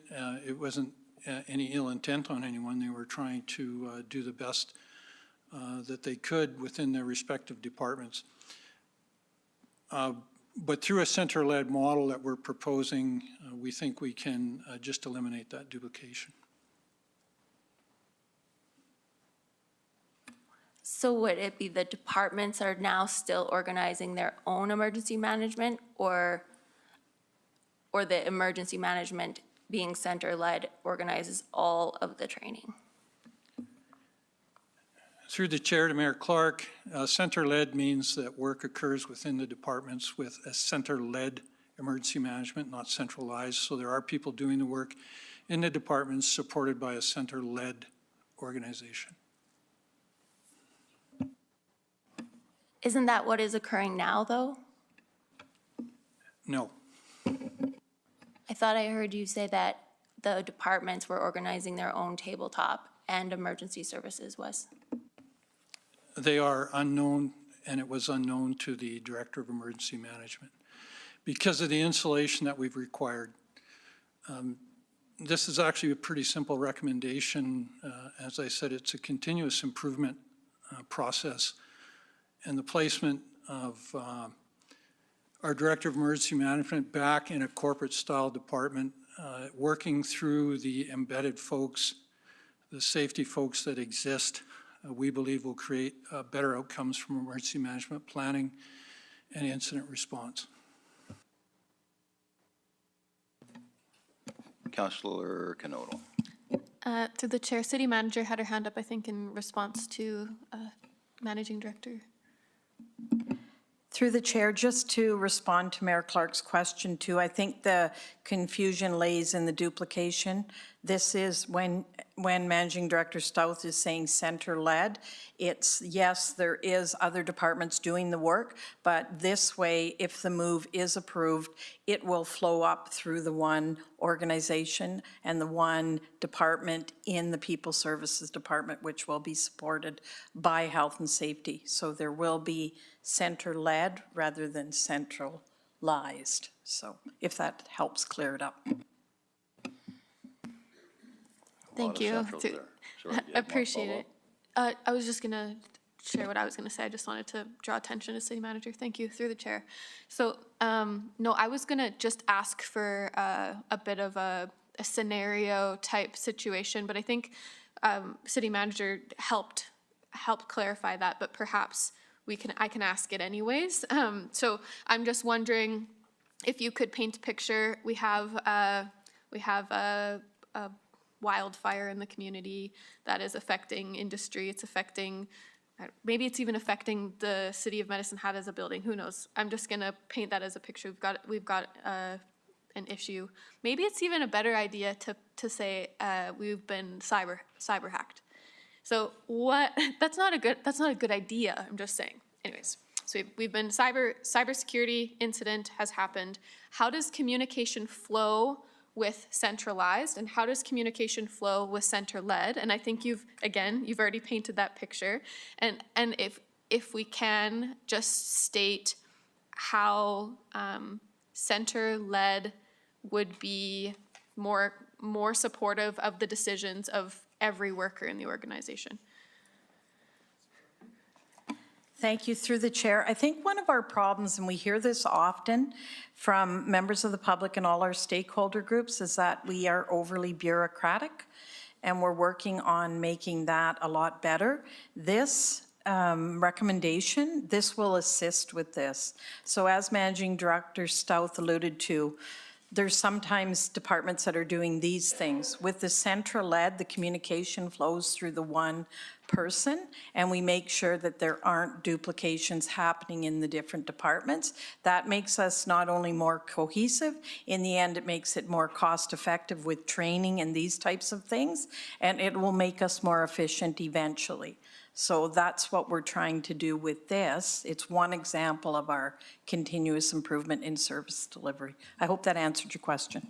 Yes, and just to make it known, I appreciate that. Thank you, through the chair. To make it known, it makes good sense to me, and I'm supportive, so thanks. Councillor Dubanowski. Thank you, Mr. Chairman.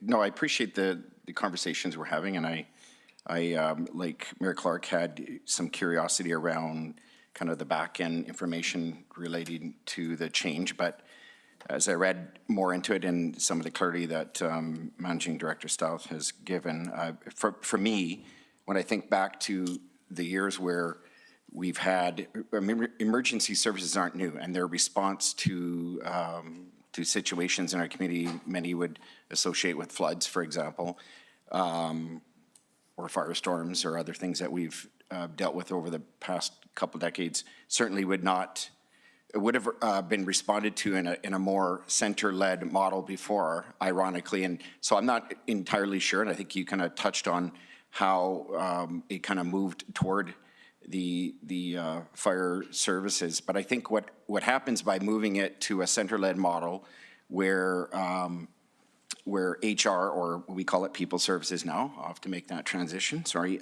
is kind of the glue, I'll call it, to all the departments. For me, it's really a restoration of what we used to have to a large extent. Terminology aside, and terminology is important, but to me, it more or less was center-led.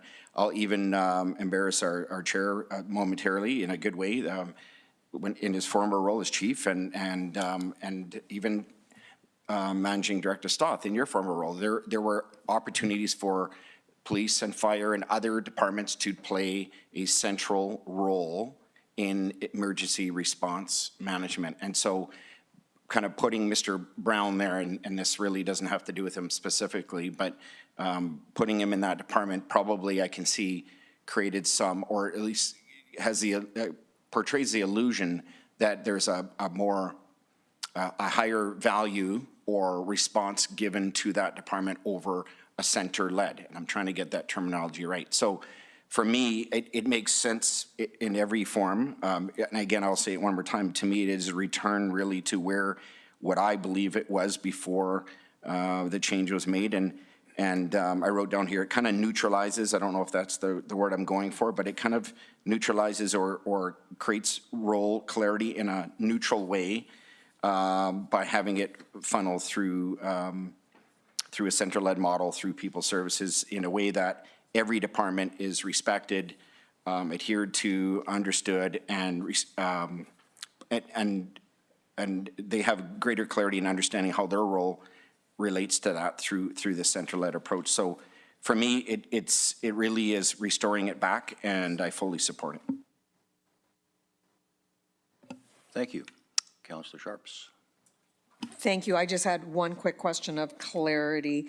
There is no funding request, correct? There's no increase in management or personnel here, because under the cons it does say that, but I'm assuming that is if we left it in the same model that it is. Thank you for the question. Through the chair to Councillor Sharps, there's no funding change required. Excellent. Thank you. You have my support then. So I have a question.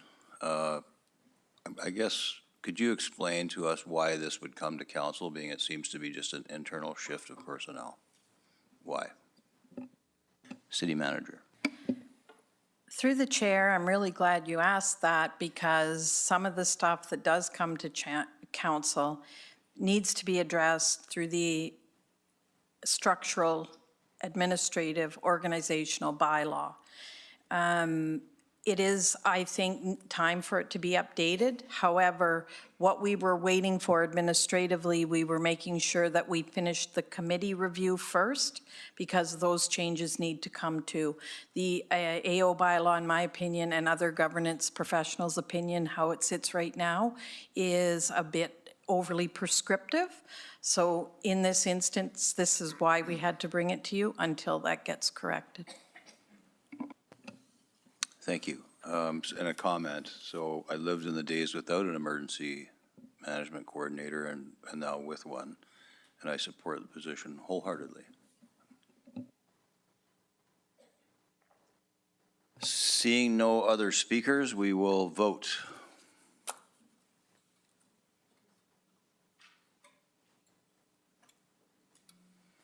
That's from last time. Yeah.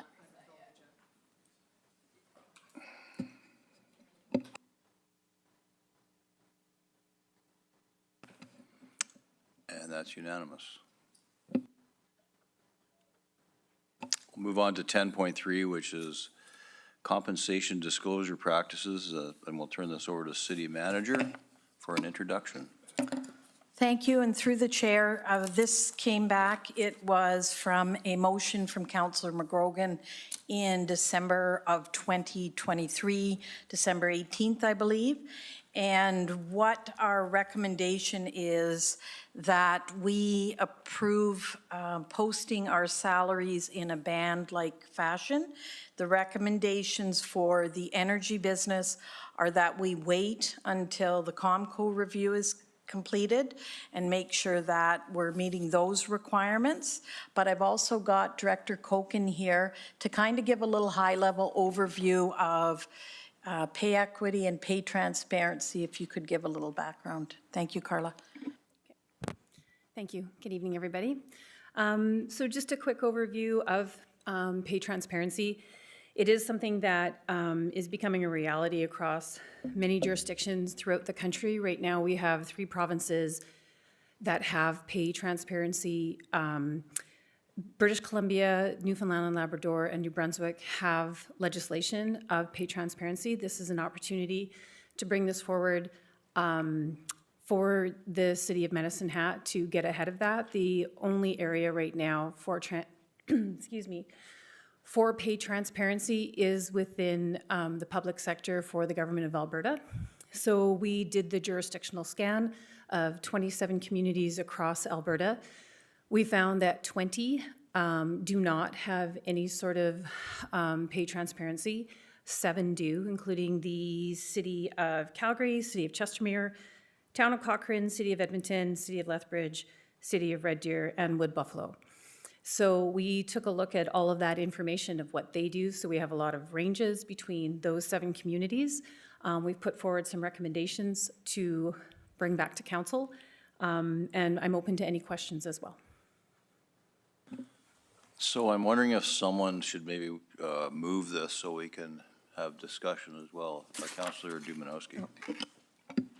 Well, in light of, Mr. Chairman, you had moved this forward, but you're chair, so you can't. So I will, on your behalf, I move that council directs administration to prepare a report that discloses the salary ranges, minimum and maximum annual salaries for all management and non-union professional positions in municipal services to be made available on the city's website no later than July 2nd, 2024, confirms that salary range information for management and non-union professional positions dedicated in the energy business units will not be disclosed at this time, and that disclosure will be readdressed after the energy business review is completed, and confirms that information related to the May 6, 2024 council motion directing administration to conduct a jurisdictional scan regarding the severance agreement disclosure practices of other municipalities will be completed under a separate briefing note to be brought forward in July 2024. I'll second that. Thank you. Okay, any questions? I see Councillor Sharps is first up. Thank you. Through the chair, I do have a few questions. So my very first question is under The very first point, direct administration to prepare a report, disclose the salary ranges, min and max for all management and non-union professional positions in municipal services. So my first question is, why wouldn't we just put that as all positions? So I know unions out there, sorry, if you don't, thank you, Director Cochin. I guess to me, from looking at it from a citizen point of view, we already post the union ones. You kind of have to go on a dig to find everything. I'm just wondering if we could make it easier for the citizens to say wages, and there they come. Would that be so hard to do? Through the chair, Councillor Sharps, no, that wouldn't be. We actually just made that differentiation because we had the collective agreements. The collective agreements can be found through the master website, through alberta.ca, and on our website as well. But so that was the only reason, is to have that differentiation, because they were already posted. But we could put them, we're compiling the information, so it wouldn't be a challenge to compile everything. Okay, I have two more attached to that. So my next question is this, and I know we talked about it, I'm gonna tell you, we talked about it before you even got here, ever. So this was like in our first year. And then I think it's been brought up a few times before. As we're doing these bans, is it hard to put in the number of positions? So I know that gets everybody uneasy, but we're talking transparency.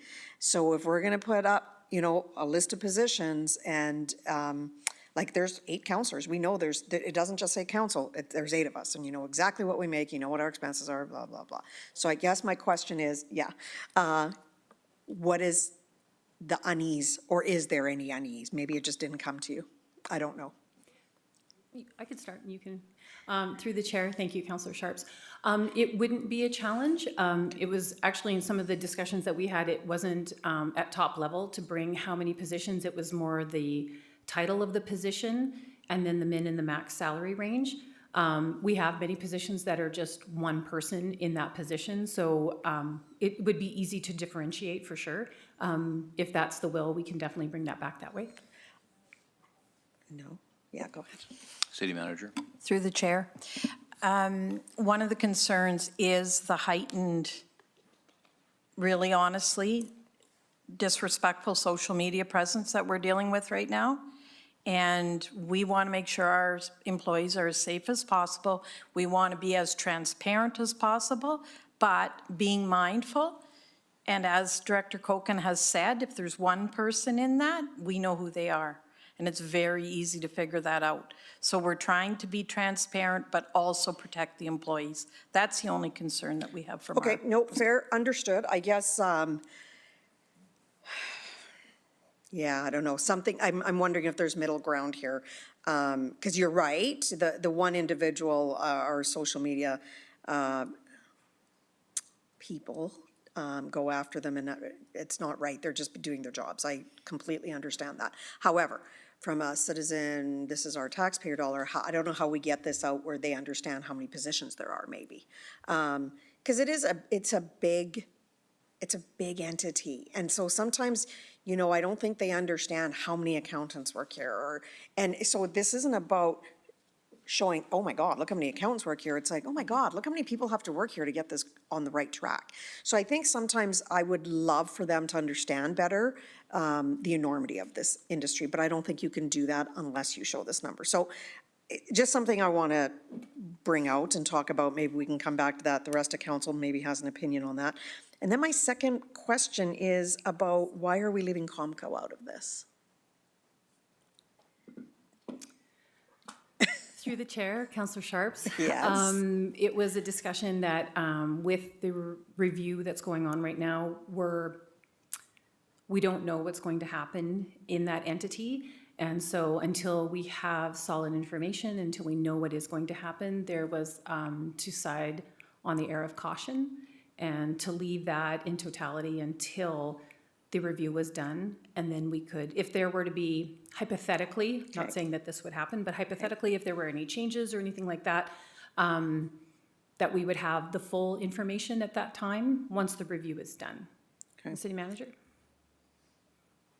Go ahead, City Manager. Through the chair, however, given our current situation, right now, the Energy Department Division is under the Municipal Corporation. So with all honesty, transparency, internally, it does cause some challenges and inequities of fairness from one department to Right. another while we're still under the municipal bubble. So I guess that brings me to, so when I look at the scope of the energy business and the Comco review, nowhere in there did we put wages or salary structure. So a part of me is just like, let's rip this Band-Aid off. And let's just get the information out there, because if there is an inequity, and there probably is, because Comco's a different beast, but it's no different than HR people. You can be in oil and gas and you can be in manufacturing and have $100,000 difference. It doesn't make you or I better, it's just a different industry. So I think that the city knows that we're in Comco. I think all the employees know, like this isn't a news flash. I think it's, in my opinion, it's time to be transparent on these issues. I'm just going to put that there. I don't think it's going to aid us. I think we're going to end up exactly having this conversation as soon as the Comco review is done.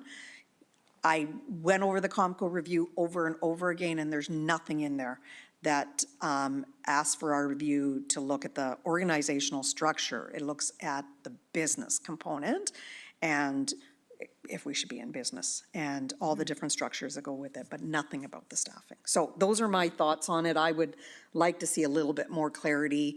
I would like to have a more wholesome discussion with the will of council on how many positions. I think it's important to understand, but that's where I am.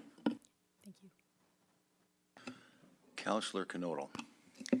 Thank you, Councillor McGrogan. So I do appreciate this coming forward in our package. And what my reference point is just being online and seeing interviews on the streets of people who make content saying to a person they find on the streets, what's your position, what do you make, and that conversation being open. Now, that's not comfortable for everyone, but it is a conversation that attracts many new grads to a role.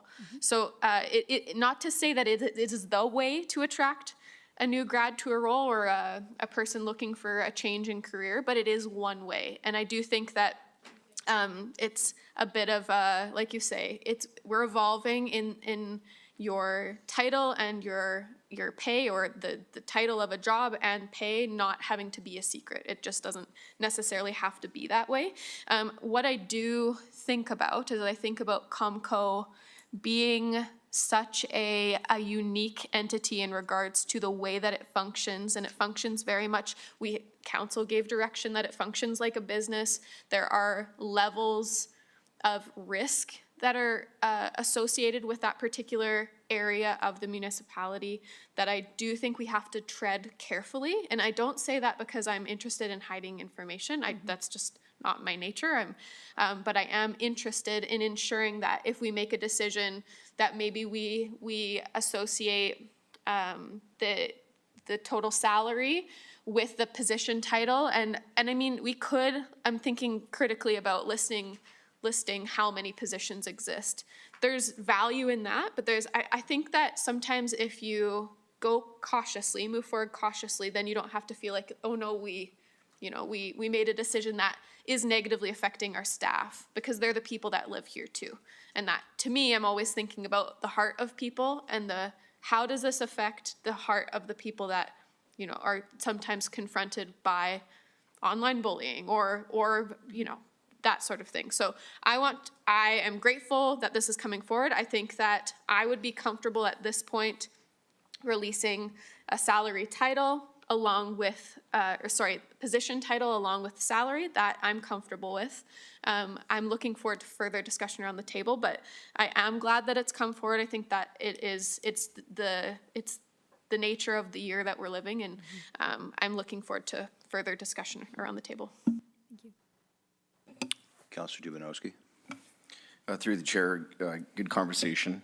I do have, I support the motion as it stands for the reasons that are indicated. That will, no doubtedly, there will be some who will take exception to that comment, and so be it. But I do, from the standpoint of the suggestion of numbers of employees in each category, I think we had that conversation at some point around that there are changes to some departments throughout the year. Parks is a good example, probably recreation, where we have increased employment numbers. So the bodies doesn't necessarily equate to what we would call a 1.0 FTE. There might be many part-time people, but they're human resource bodies who would now account for that number. And what I worry is that, again, with our desire to be transparent, we are creating confusion to the public by doing that. And I mean that sincerely, because operational decisions are the back and forth that the public brings to us as their elected people. And then we challenge our employee, our city manager, who now works with the others, to appropriately defend or support the operational decisions that meet the needs of the constituents. So we're their voice. And so I worry about all of a sudden now we're putting numbers to it, and when's the account date? July 1st every year? Is it January 1st? When is that? And there is going to be a variety of numbers that are going to move in and out of departments for the reasons I've already said, those being specific examples. But and now we're not exposing, but we're challenging operational decisions, which is the purview of council. And so I still see it as a voice for the public. They still have us to whom they go. We go to our employee, and our employee responds accordingly.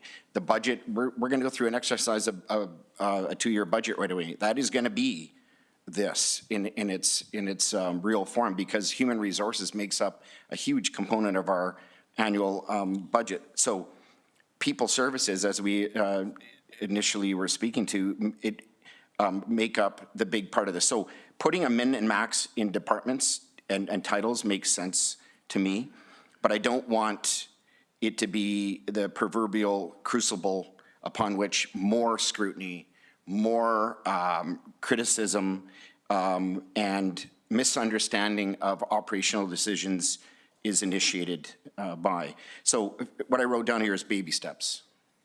We haven't, so it's not our desire to hold back and not expose things. It's baby steps, incremental. Let's do what we're suggesting here, and in a year's time or less, we look at it again and go, you know what? We feel there are enhancements that can be made, or we've discovered or uncovered a way to do this in a way that is not going to challenge or create unintended scrutiny when it comes to operational decisions that we are challenged to defend and support on behalf of the constituents. So I would recommend wholeheartedly that we endorse the motion as it stands today and then reevaluate in some time.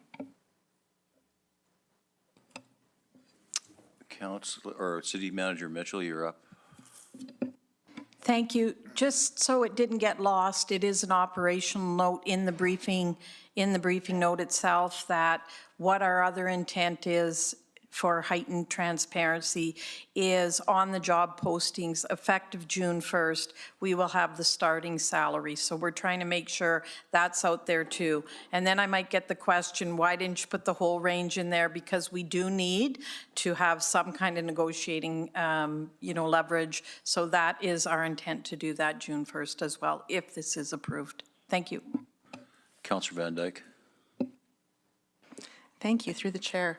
So I too support the motion as it stands.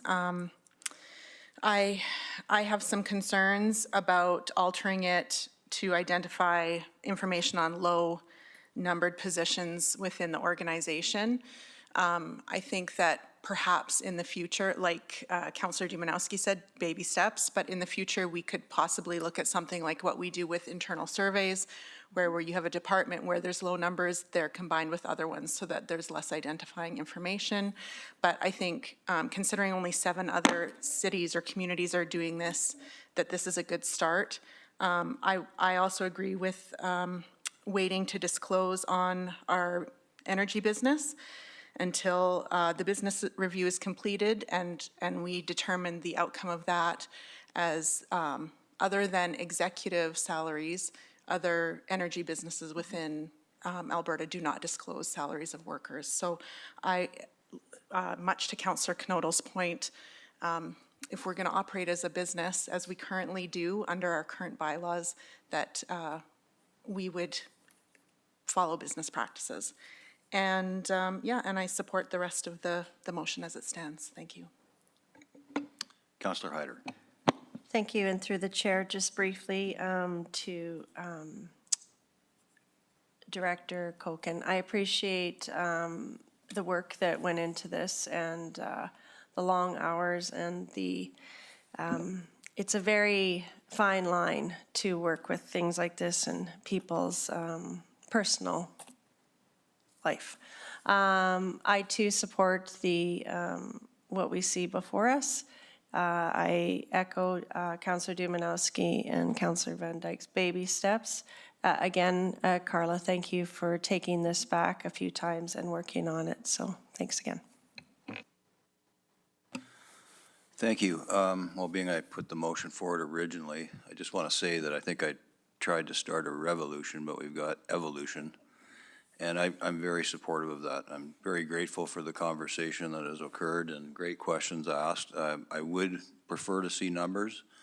I would prefer to see the union list almost in the same folder as the non-union disclosure to allow easy access. It's easy for those of us that sit in front of a computer, well, not those of you who sit in front of a computer all day to just access all this information, but Joe Citizen, I think, finds that kind of tough.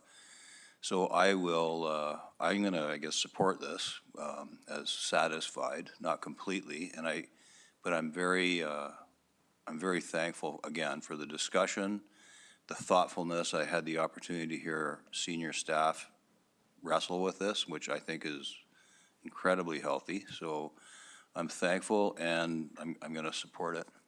So thank you. Councillor Sharps. Thank you. I just wanted to speak to that one last time. So I will support the motion, but I wanted to get my thoughts on the floor. I don't think it's any secret. I'm not into baby steps all that much. I would rather just get the work done and out in the open and so we can deal with things.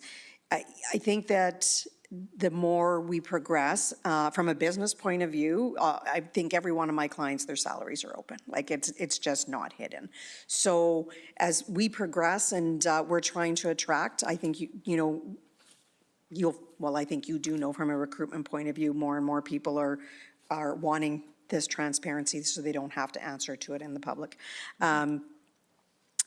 I will say that one of my key interests in the numbers associated is exactly what Councillor McGrogan or Councillor Dumanowski alluded to, and that's the temp staffing. So, because a business this size will always use temp staffing, everything from parks and recs to snow removal. So it's really important that the community sees how much extra work goes into seasonal workers. It's not just your core staff. So when you're bringing in those extra workers during the winter months and the summer months to make our parks look amazing and to make sure our sidewalks are done, sometimes I think those are forgotten when all you see is, well, there's their budget, why can't they get it done? Because there's way more to it. So that's why sometimes that clarification really does shed light on how the organization works. So it's not about embarrassing anybody, because I don't think I think we should be proud of the way we pay our employees, and if we're not, we have a bigger problem. So I would much prefer to be the employer that pays well, that people want to stay at, that they don't have to hide anything. So I want to be that employer. So. Thank you.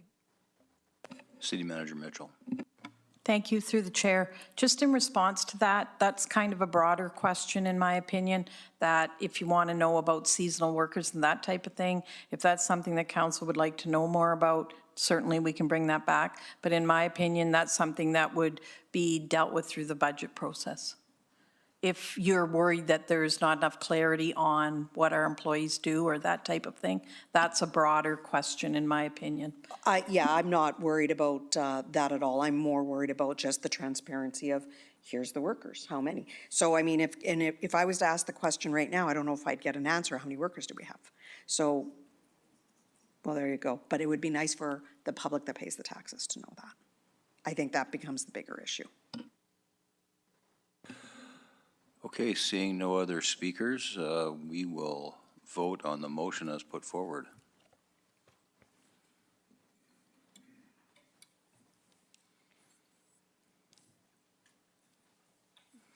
And that's passed unanimously. Thank you. We're moving on now to committee business, 11.1, which is 2023 Offsite Levy Annual Report and Presentation. The sponsor is Development and Infrastructure. City Manager. Thank you, and through the chair, sorry, I was just finishing up my notes there. We are going to introduce this, and here comes Conrad, Derek, and John to introduce this offsite levy.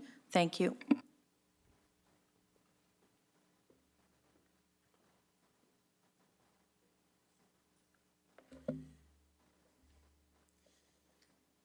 Good evening, Council. I'm Conrad Westerson. I'm an engineer with Planning and Development Services. Tonight I'll be presenting to you the Offsite Levy Annual Report for the year of 2023. So the reason for the report, I'll be going through the reason for the report and the included requirements that we're trying to meet, the overview of what's actually included, and some recommendations.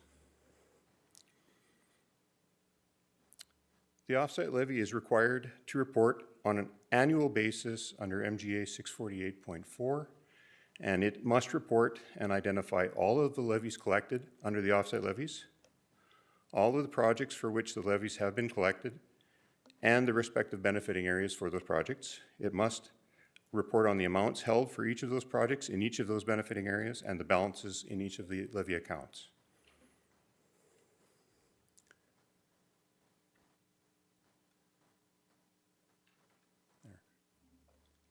Previously, the offsite levy model was brought up to date for the year of 2020, and as identified in the offsite levy bylaw 4157, it is a requirement to be updated at least every 2 years. The current iteration has brought the details and information in the model up to date, inclusive of 2023 year's information. As a reminder, the offsite levy is not a tax. It is a levy to pay for the growth of the city. It is meant to be a fair and equitable distribution of costs between growth and existing infrastructure.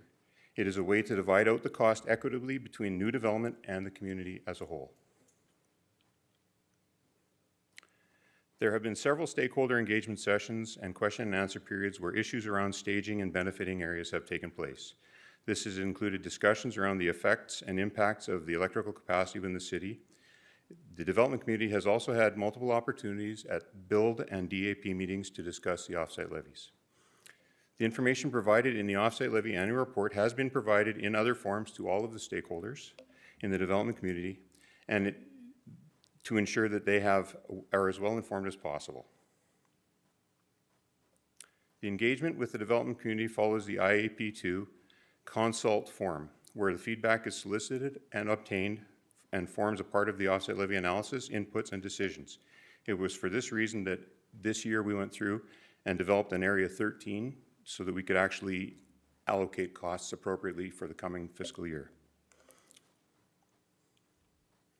It is recommended that the offsite levy annual report for 2023 be accepted by City Council as information. And I'm open to your questions. Thank you for that presentation. Councillor Hirsch, first. Thank you. Through the chair, appreciate the presentation. A little historical for myself is the fact that I had brought this actually as a concern back in 2007. We ended up, what we ran into actually at that point in time was that we wouldn't do an offsite levy review almost like a decade, and I was just a bit astounded. And it isn't even a slight to the staff at the time.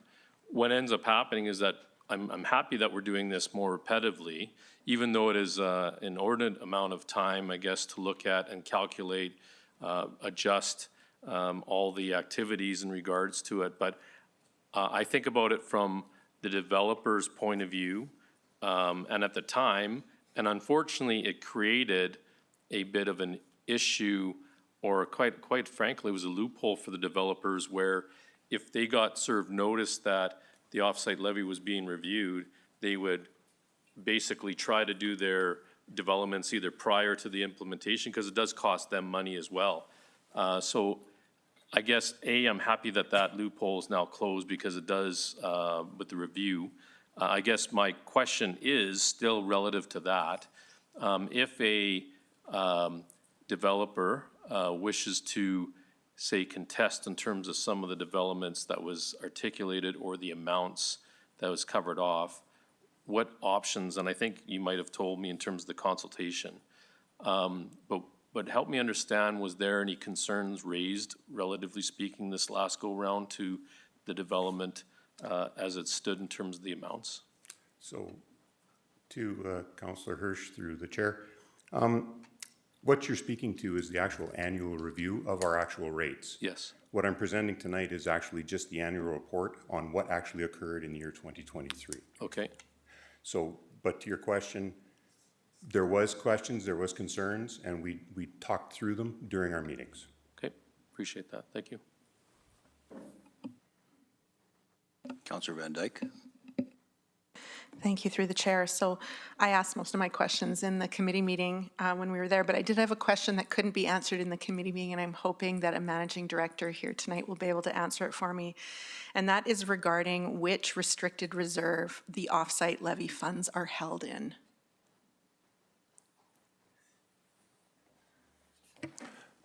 So through the chair, they would be included in the, they're accumulated in the unrestricted reserves. But on the financial statements, they would be accounted for either as a overcollection or an undercollection. Can I follow up? Thank you. Has there ever been consideration of dedicating and designating a restricted fund for that so that the public understands? We encounter this in many areas where we have money sitting in funds and it can look to the public like we are sitting on a pile of gold like a dragon, and but it's spoken for, and it's maybe not labeled clearly enough in reports that people can understand that the law, the MGA requires us to hold that money in a very specific way for the future. So through the chair, that's a great comment. I know that there's been other discussion around setting up formal reserves for large obligations that the city has, including abandonment, reclamation, and energy transition. Councillor Van Dyke, I've noted that and we'll take that away. Thank you. Okay, seeing no further questions, thank you for your presentation, and we will move on to 11.2, which is tax penalty cancellation request for 57 11th Street Southeast, and the sponsor is Corporate Services.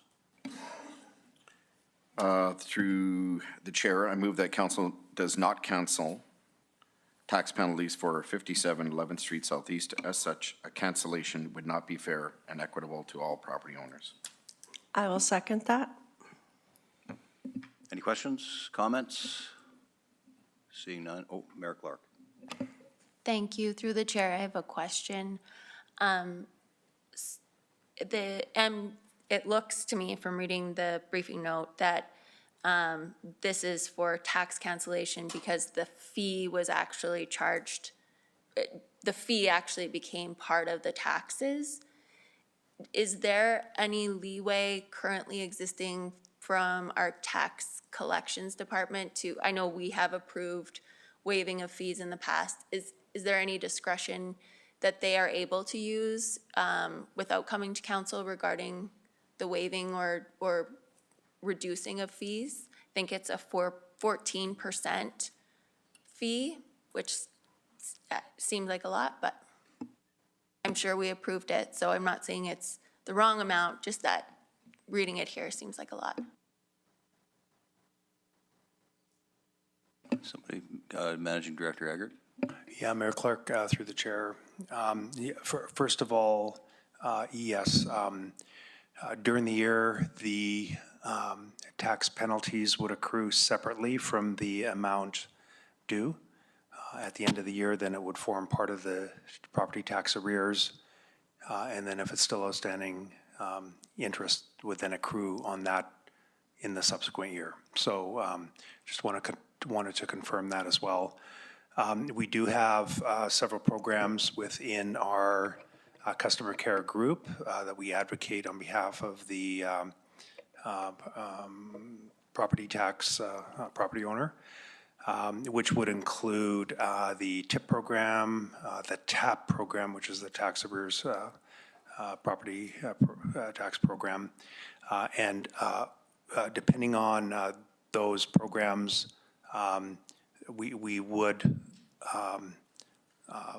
look at whether there would be a delay or a deferral on accruing those property tax penalties. So that would have to be the property tax owner would need to go into that program, which is really an agreement with the city on how they will repay those amounts. That could be over 1-2 years or more. May I follow up? Yes. Yeah, I just want to confirm, I think this is what you said. Leading up to it becoming part of the arrears, the tax arrears, the customer services can work with the tax payer and can waive some of the fees, provided that it's part of an agreement, and that doesn't have to come to council. So through the chair, not cancel the fees, but stop the fees. And we do have Manager Schmaltz on the line, and I just wanted to confirm that little piece because it sounds like you're asking a very particular question. So if Manager Schmaltz is on the line, if you can hear me, and you heard that question from Mayor Clark, there you are. Good evening.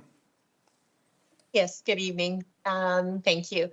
Through the chair to Mayor Clark, we have a tax penalty bylaw that we do follow, and administration and customer care and the team here does not have the authority to waive tax penalties, because tax penalties and any charges added to the tax roll becomes part of the tax, and City Council is the only authority that has the right to waive penalties, and so that is why this item is being brought forward to council tonight. If I may, what I guess I was trying to get at is, my understanding is there's lots of ways that people who find themselves in arrears can move forward to, pay that amount over time, and in some cases that could even result in customer services stopping the fees. So just, I guess, the context of how we got here isn't yesterday, and it's clear, I think it says 2019 is when we kind of started working with this owner. So just trying to provide myself with some context is that it wouldn't be here without having tried all these different options before we got to this point.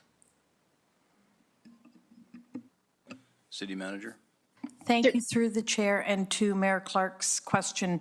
My understanding is that the team does everything they can to try and rectify this before we bring it to council. So I can turn it over to Denise if she wants to clarify further, but our understanding is administratively, we do everything we can to mitigate it before it gets here.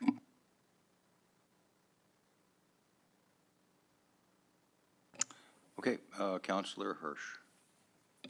Well, just to reiterate that point, and I think it's important for council to recognize that the programs were created and offered to this, not only to this citizen, but to many others that ran into those challenges.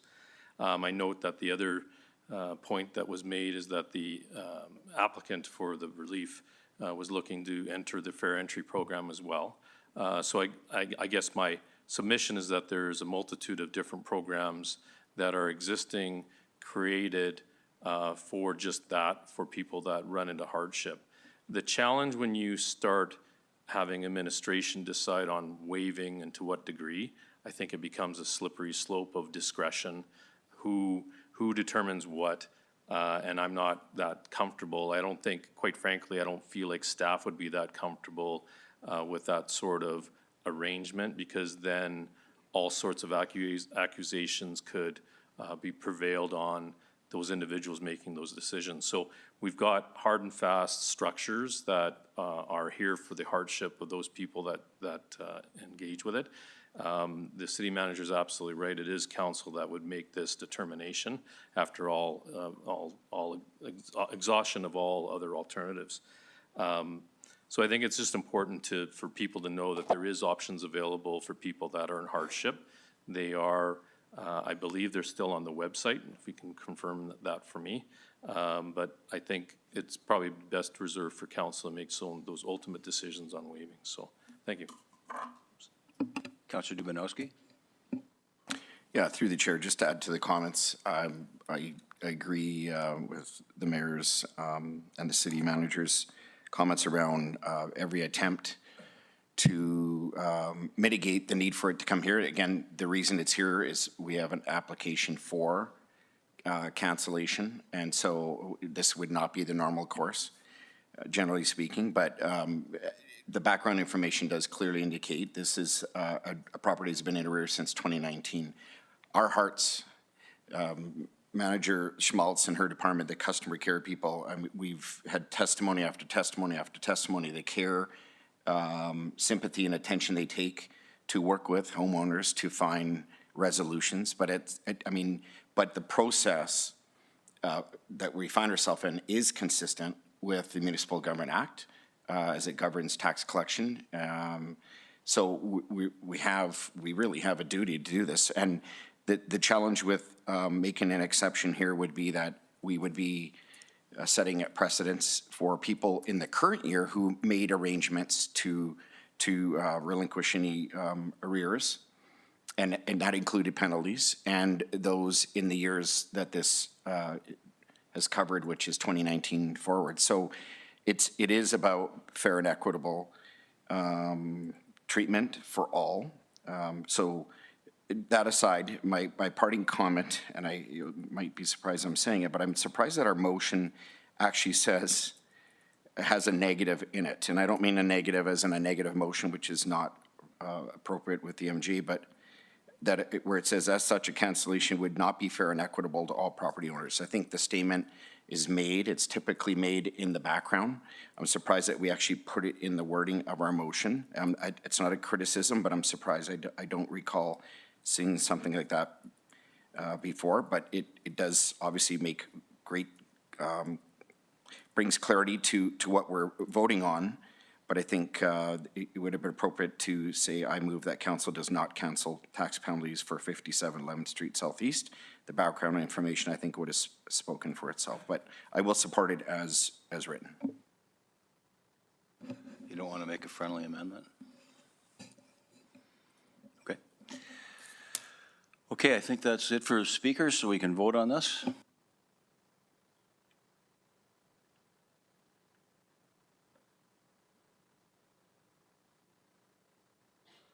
So that's unanimous. Thank you. Thank you for that presentation. I just want to note that I think Denise Schmaltz, she smiled in her sleep, I think. She's always smiling. It's awesome. Okay, so we'll move on to 11.3. It's electric generation, capital reallocation from future budget years. And the sponsor is Energy, Land, and Environment Committee. City Manager, would you like to introduce this topic? Yes, I would. This is quite a large item. I will turn it over to Acting Manager Director Mach, but just for some clarity, it's been through Administrative Committee and Energy, Land, and Environment Committee as well. Thank you. Just point of order, can I make the motion first? I was just going to suggest that we put the motion on the floor first. Thank you. Appreciate that. Yeah, would you entertain a motion so we can discuss and then? Absolutely. Thank you for that. I move that council approve an amendment to the 2024 electric generation capital budget of $33,630,000 funded through working capital. I'll second that.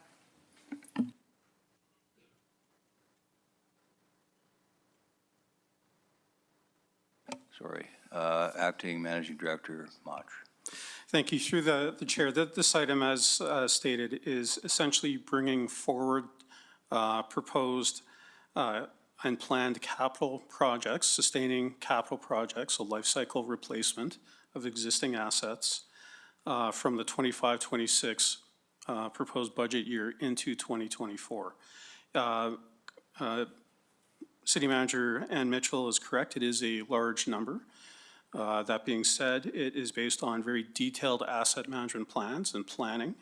The reason why it is being brought forward is we are continuing to experience very lengthy delivery times for materials and equipment, much more lengthy than would have occurred in the current or prior budget cycles.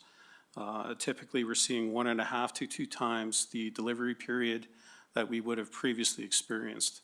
All indication from our consultants and from our engineers and from industry is that prolonged delivery will continue through the long term.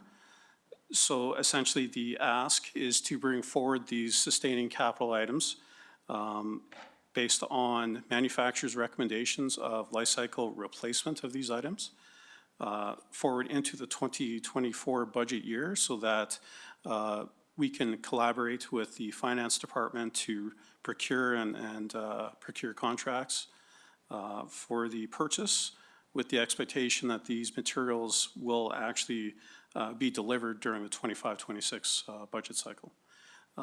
Final note is we are anticipating that it is highly likely that this will be purchased through U.S. funds. So the materials will be quoted in U.S. funds, so we'll be collaborating with the finance department to purchase through the hedging policy, the corporate hedging policy. Thank you. Councillor Hirsch. So we discussed this at committee. I am in position to support it. Realistically, the long lead time is a concern for not just municipalities, just everyone that's ever bought something that you had thought you could get it right away, and then suddenly you're on a waiting list or you have to wait for a very long time to get it. So this is, quite frankly, not a new capital project ask. It's actually just to carry up, quite frankly, into this fiscal year, which I'm prepared to support.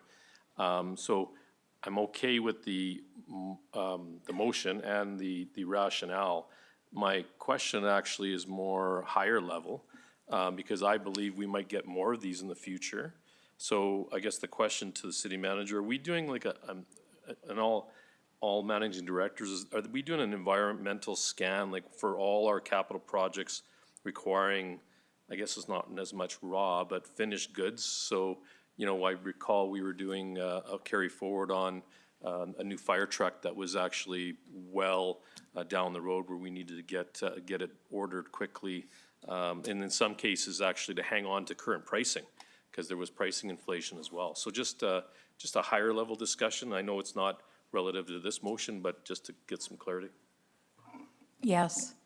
We're going to have a larger discussion at the whole senior leadership team on the risk and the risk assessment for these because it seems to be becoming quite common practice. Thank you. Thank you. Thank you. Councillor Knodel. Thank you, Councillor McGrogan, through the chair to city manager. I'm just wondering if this is a similar process that we went through for fire engines. Is that correct? Okay, perfect. Second question, yeah, through the chair, likely to acting managing director Mauch. In the power plant, what is the average length of time that something with I'm going to say like a large scale repair project will sit not maintained, or like if it's functional and not a high emergency risk, what's the length of time that it will sit without maintenance before turnaround or some sort of time where they shut down to do that update? Through the chair, Director Mostaway is actually virtually online. He'll be able to answer roughly the repair frequency or the shutdown frequency for some of this equipment. Yes, through the chair. We do have a set time frame for the turbines, which is 25,000 running hours for each one of those before an overhaul. Generators generally last 25 years as our lifespan. Two of the ones we have right now are actually overdue for maintenance or just coming due for maintenance. So there is a long span in there, but the turbines are critical. If we don't overhaul them at 25,000 hours, we have to shut them down and we can't produce power with them. Can I ask a follow-up question? Thank you very Yes. much. I appreciate it. How do you evaluate the level of risk for, and I understand power plants are highly complex. I know that the power plant that we have is likely, well, it's less complicated than, say, an ammonia plant or something along that line, but how do you evaluate the level of risk for each upgrade? And is there a ranking that, and I'm sure you have all of these things in place, but I'm just curious, is there an order of upgrade that is related not only to time spent, but perhaps an identified risk by an operator or something along that line? Through the chair, there are things we can do with turbines. We do boroscopes twice a year on them, where we stick a scope inside and have a look around to see what the condition of that piece of equipment is.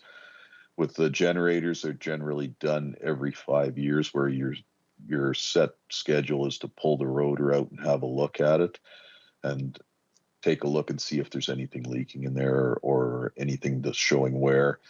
We did have one last year where we pulled it out and it cost us $800,000 to get it fixed, so we could run it for anywhere for the next 2 to 3 years until we can actually put a replacement in there.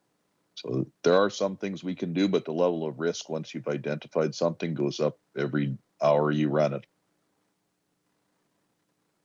Thank you, Chair McGrogan. Excellent, thank you. And seeing no other speakers, we will vote on this item.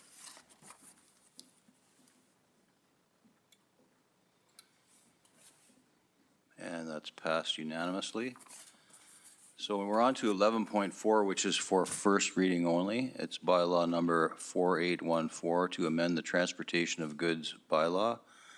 The sponsor is Development and Infrastructure Committee. City Manager, do you want to introduce this item? Yes, thank you. I will turn it over to Acting Manager Director Garland. Thank you. Point of order. Should we Yes, get him? thank you. I was going to do that, but I appreciate you staying on me on this. I appreciate it. I'm new at this. I move that council gives first reading to bylaw 4814, a bylaw of the City of Medicine Hat to amend the Transportation of Dangerous Goods bylaw. I'll second that.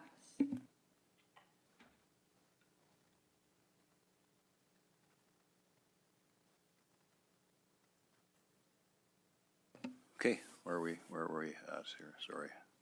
Who is going to do the Director Mach? Garland. Director Garland. Acting Managing Director Garland. Thank you. Through the chair. Essentially, this is to update a existing bylaw. I believe the last time it was updated was, let me find on my notes here, about 8 years ago. Director Nowakowski is here to speak to any specifics, but I believe it's first reading for tonight. It is, thank you. So on that, we have a motion, we have a seconder, we'll vote.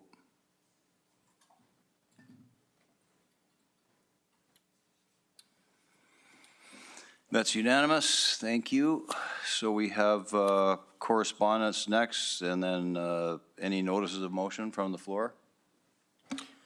Okay, seeing none. I'm sorry, go ahead, Councilor Dumanowski.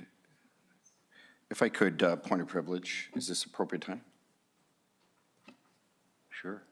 Through the chair, I just wanted to, I know we started off our meeting with a video, and in that video, we each took a turn speaking to a respectful workplace and a respectful communication approach when it comes to our staff and the public. And there's been a lot of speaking to communication, a lot of communication and conversation, certainly in the community, and as I indicated in the past around this table, that has certainly heightened or highlighted and maybe necessitated a video of, like we put together and presented in support, I wouldn't say in defense, but in support of our staff. And I'm privileged to be able to say that I'm proud that all of our council members, each and every one of us, stood in alignment with that